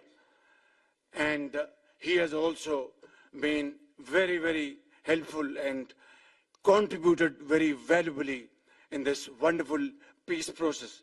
Ladies and gentlemen, I wouldn't want to take more of your time.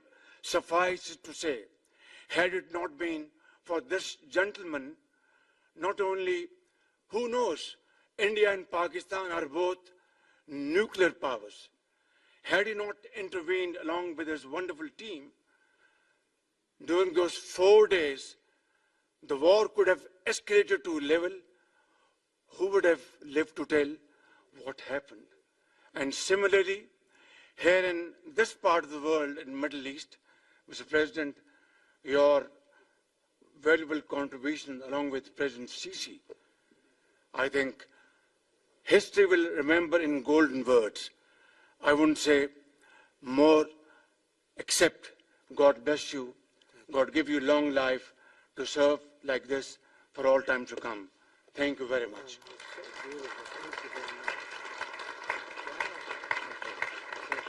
Very kind. Wow, I didn't expect that. Let's go home. There's nothing more I have to say. Goodbye, everybody. That was really beautiful and beautifully delivered. Wow, thank you very much. Also with us is President Prabowo, a very incredible man, of Indonesia. President. Come here.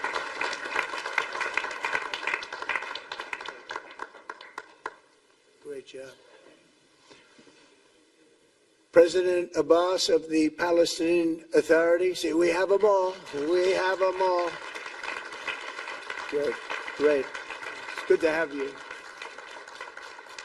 And so many others. I really have a list here.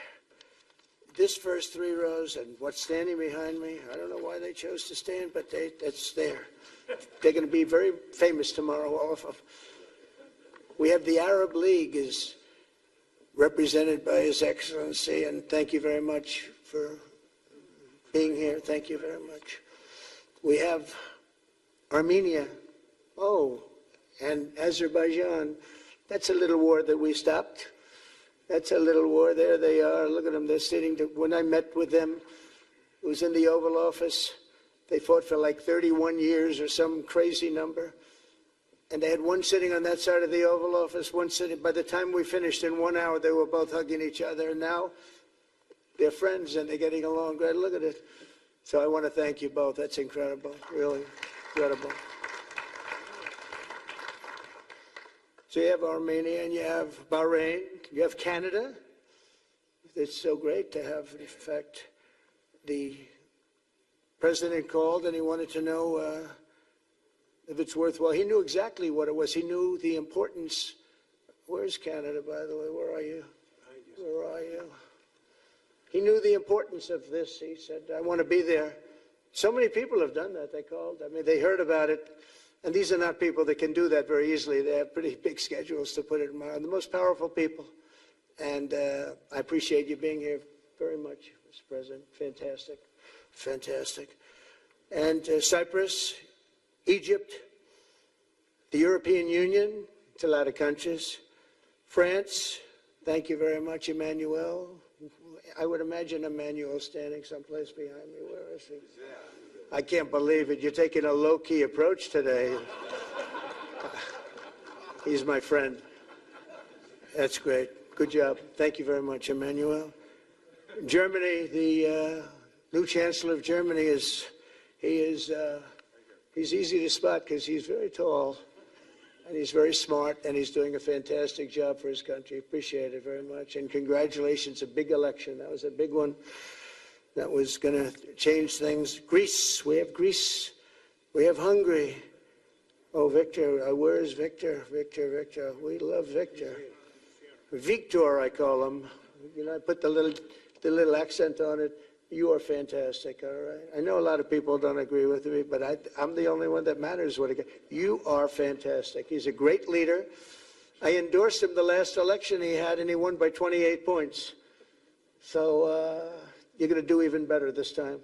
You have another election, and you're going to do great, and we appreciate it. And we're behind you 100%. That's Hungary. India is a great country with a very good friend of mine at the top, and he's just done a fantastic job. And I think that Pakistan and India are going to live very nicely together, right? That's not a very, they are. And they're two great, I'd say, leaders, great leaders as far as I'm concerned. Indonesia, we covered, and I just want to say that that's a big country, a powerful country. It does unbelievably well, and it's great to have you. Iraq, we have Iraq with lots of oil. They have so much oil, they don't know what to do with it. That's a big problem when you have so much, you have no idea what to do with it. So thank you very much thank you very much. Italy, we have a young woman who's, I'm not allowed to say it because usually it's the end of your political career if you say it. She's a beautiful young woman. Now, if you use the word beautiful in the United States about a woman, that's the end of your political career, but I'll take my chances. Where is she? There she is. You don't mind being called beautiful, right? Because you are. Thank you very much for coming. We appreciate it. She wanted to be here, and she's incredible, and they really respect her in Italy. She's a very successful politician. We have Norway. Oh, Norway. Norway. What happened, Norway? What happened? Where's Norway? Where is he? We have Johnny. We're going to the World Cup. I can tell you that. Where's Norway? I don't think he wants to stand. Oh, he's back there. Well, we have Norway.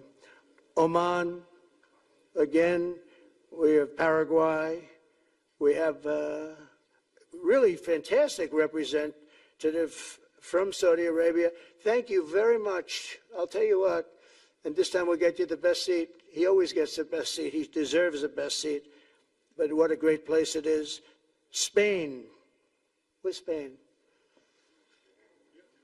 Are you guys working on him with respect to the GDP? We'll get close. We'll get close. But fantastic job you're doing. And UAE, which is great. United Kingdom. Where's United Kingdom? Where's my friend? Come here. Is everything going good? Very good. That's very nice that you're here. These people all came in like 20-minute notice, and I think it's fantastic. And we have so many others, and just so many others. And it's such a compliment to what we're doing, because what we've done is something very unique and very special. So it's perhaps the wealthiest and most powerful group of nations ever assembled at one time, which is a big thing. We have achieved together in recent days a change that really is historic, and it's going to be remembered forever. And I want to thank the American team for their amazing work, and I want to thank, I think he'll go down as the greatest Secretary of State in the history of our country. I really believe that, Marco, or I wouldn't say it. Marco Rubio, I wouldn't say it. Maybe I would. You're doing a great job. I'll tell you, he's on course to do it. We've done a lot of work in 9 months. We've done a lot of work. I say that, 1 year ago, a little more, but 1 year ago, America, the United States of America was it was a dead country. The king told me, and I use that, he said, sir, 1 year ago it was a dead country. Today you have the hottest country anywhere in the world, and it is. It's the hottest country. So many investors are here.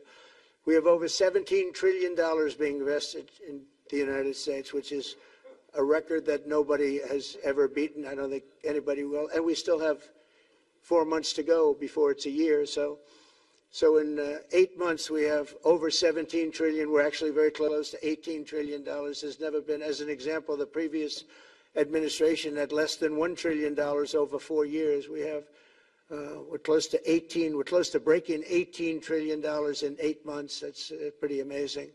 No country's ever done that. I want to also thank Special Envoy Steve Witkoff and my son-in-law and a great guy, Jared Kushner. And I even have my daughter here, Ivanka. Ivanka, please stand up. Ivanka's here. Wow. Thank you. Thank you, Ivanka. We have a great team, and we have, as you know, General Raisin Kane. We have John Radcliffe. We have Tom Barrack. We have really a lot of good talent. We have Pete Hegseth, who's now Department of War as opposed to Department of Defense. We made a little change. Somehow I like the name better, so do you, so do a lot of people. But the momentous breakthrough that we're here to celebrate tonight is more than the end of the war in Gaza. It's with God's help, it'll be the new beginning for an entire beautiful Middle East.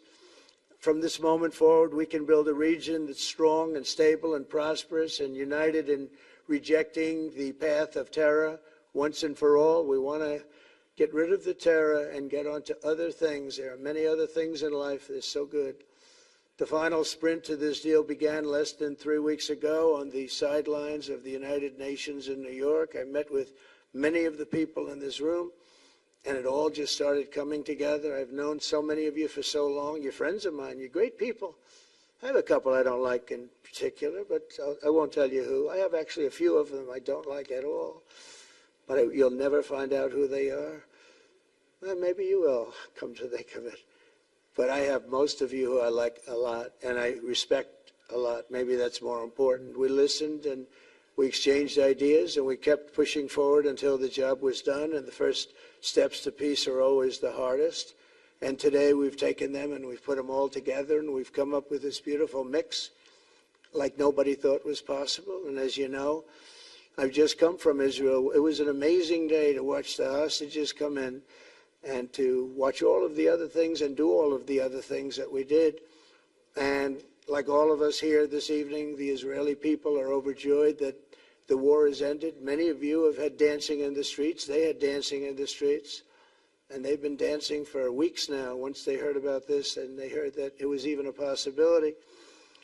They're elated at the arrival of the hostages and excited to begin this new chapter for the entire region, and it's going to be that, and they are going to be great partners, and I hope everybody's going to join the Abraham Accord. I like to say the Avraham. I love Avraham, but somehow it doesn't sound as good when I say it as it does when some of my other friends say it who are from the region. But we're going to get a lot of people joining the Abraham Accords. We have the 4 great nations that did it early on, and they stayed with it. And then you had the Biden administration, which is the worst administration in the history of our country, and obviously they did nothing on that and anything else. And so it stayed at 4, and now a lot of people, even today, they're talking about all joining up. So many people have talked to me about that, and it's going to be a great tribute to really the United States. I mean, the United States has worked very hard in the Middle East, so it would be a tribute to us and to Jared and to Steve and to all of the people, Marco, all of the people that have worked so hard on that. And it really is going to it's going to guarantee that it all stays together. You're going to do well, because the 4 nations do very well. I mean, they do extremely, they're wealthy, but they're a lot wealthier because of it. So I hope everybody's now joining up. Now we have no excuses. We don't have a Gaza, and we don't have an Iran as an excuse. That was a good excuse, but we don't have that anymore. All the momentum now is toward a great, glorious, and lasting peace. And our commitment to fulfilling the 20-point plan we developed together will be the crucial foundation for achieving that bright future. And it's being worked on right now as we speak. And we're actually in stage 3 and 4. It's not going to be, just divided down so simply. We can be long advanced on some of the things that we say we're going to do. We can take them out of order in a positive way, and we've shown how it can be done with responsible nations like the people in this room, these incredible people in this room, setting aside their differences, seeking common ground, and pursuing a better world for all of us. In that spirit, it's my dream that we all get together and enjoy our life, and we're going to put some of you on the Board of Peace. Everybody wants to be on the Board of Peace. They said, would you be the chairman? I say, I'm pretty busy too. But whatever we can do to have peace in the Middle East, it's worth it. But everybody wants to go on the Board of Peace, so we're probably going to enlarge it. We're going to get, and the leaders, the top people, the top leaders, they want to be on the Board of Peace. A beautiful term. At first I wasn't sure, and then I realized how beautiful it is. And for the people of Gaza, the focus now must be on restoring the basics of a good life. We're going to have a lot of money coming into Gaza and a lot of rebuilding and building. It's not so much rebuilding, it's really building, cleaning up and building. And I'm pleased to announce that numerous countries of great wealth and power and dignity have come forward to me just today and over the last week to say they want to help in the reconstruction of Gaza, putting up whatever money is necessary. And the money is, of course, it's a lot of money, but it's not much compared to the value or the wealth of these tremendous countries. And they are ensuring stability and success in the Middle East. So when you think about it, it's a very, very small amount of money is necessary, relatively speaking. And as those commitments are made, I'm going to let the world know who is doing it, because they really deserve great credit for doing it. And they're going to do something that's really monumental. This is a monumental day. This is a monumental moment in the history of the world beyond the Middle East. We've all agreed that supporting Gaza must be done to lift up the people themselves, but we don't want to fund anything having to do with the bloodshed, hatred, or terror, as has happened in the past. And for the same reason, we're also agreed that Gaza's reconstruction requires that it be demilitarized and that a new, honest civilian police force must be allowed to create a safe condition for the people in Gaza. As I said earlier, I intend to be a partner in securing a better future. We're going to be working, you're going to be working with the United States, and we're going to make sure that the Middle East is going to be a safe and secure place. It's a very important place in the world means so much. There were so many people who said the Middle East, and this has been going for many, many decades. I've read it many times, that World War III will begin in the Middle East. It's not going to happen. That's not going to happen. There was a time that you would have thought it could have, but it's not going to happen. There won't be World War III, hopefully at all, but it's not going to start in the Middle East. We're not going to have a World War III if we're smart. There'll never be a World War III. Our work begins right here and right now. From ancient times, this region has been extraordinarily mixed with respect to people, culture, religions, all of the different elements of national characters, unlike maybe anywhere else on earth. And for 3,000 years, there's been conflict. For whatever reason, there's been tremendous conflict, always conflict.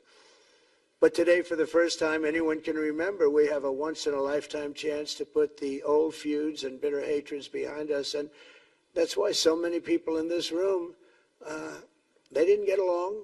Some did, some didn't, but they're getting along now. This has brought the people together. This is the first time the Middle East crisis has brought people together as opposed to driving them apart. And to declare that our future will not be ruled by the fights of the generations past, which is foolish. So together, let us continue in the spirit of cooperation and goodwill that has finally brought us to this incredible, historic breakthrough. If we do together, we will reach the Middle East's incredible destiny, a safe and prosperous and beautiful crossroads of culture and commerce, faith in humanity and geographic center. This will be the geographic center of the world. So I just want to thank everybody for being here. I want to thank you all for what you've done and for this quick notice. It all came together just at one little period. It just came together. It's, the greatest deals happen that way. If you do anything about deals, that's all I've done all my life is deals. The greatest deals just sort of happen. And that's what happened right here. And maybe this is going to be the greatest deal of them all, not just nation building, not just having to do with this or the political whims. This will be maybe the greatest deal of them all, period. And I want to thank all of you and all of these great nations and this region for what it's gone through and all of the fights it's had, or life over death and hope over strife and harmony over hatred. That's what we want. We want it to be that way because together we're going to forge a magnificent, great, and enduring peace.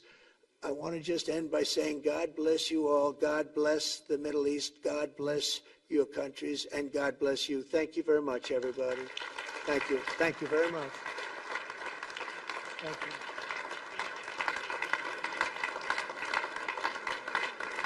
Thank you very much. So if we could ask the media to leave, and we're going to have a little conversation with all of these great leaders, which will take 5 minutes, and we'll just talk for a couple of minutes. But if we could ask the media to leave, would be great. Thank you very much. Thank you. Thank you.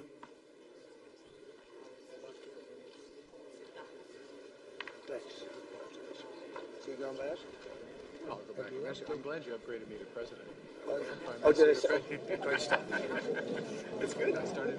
You said inside. I started president. That was great. That's great.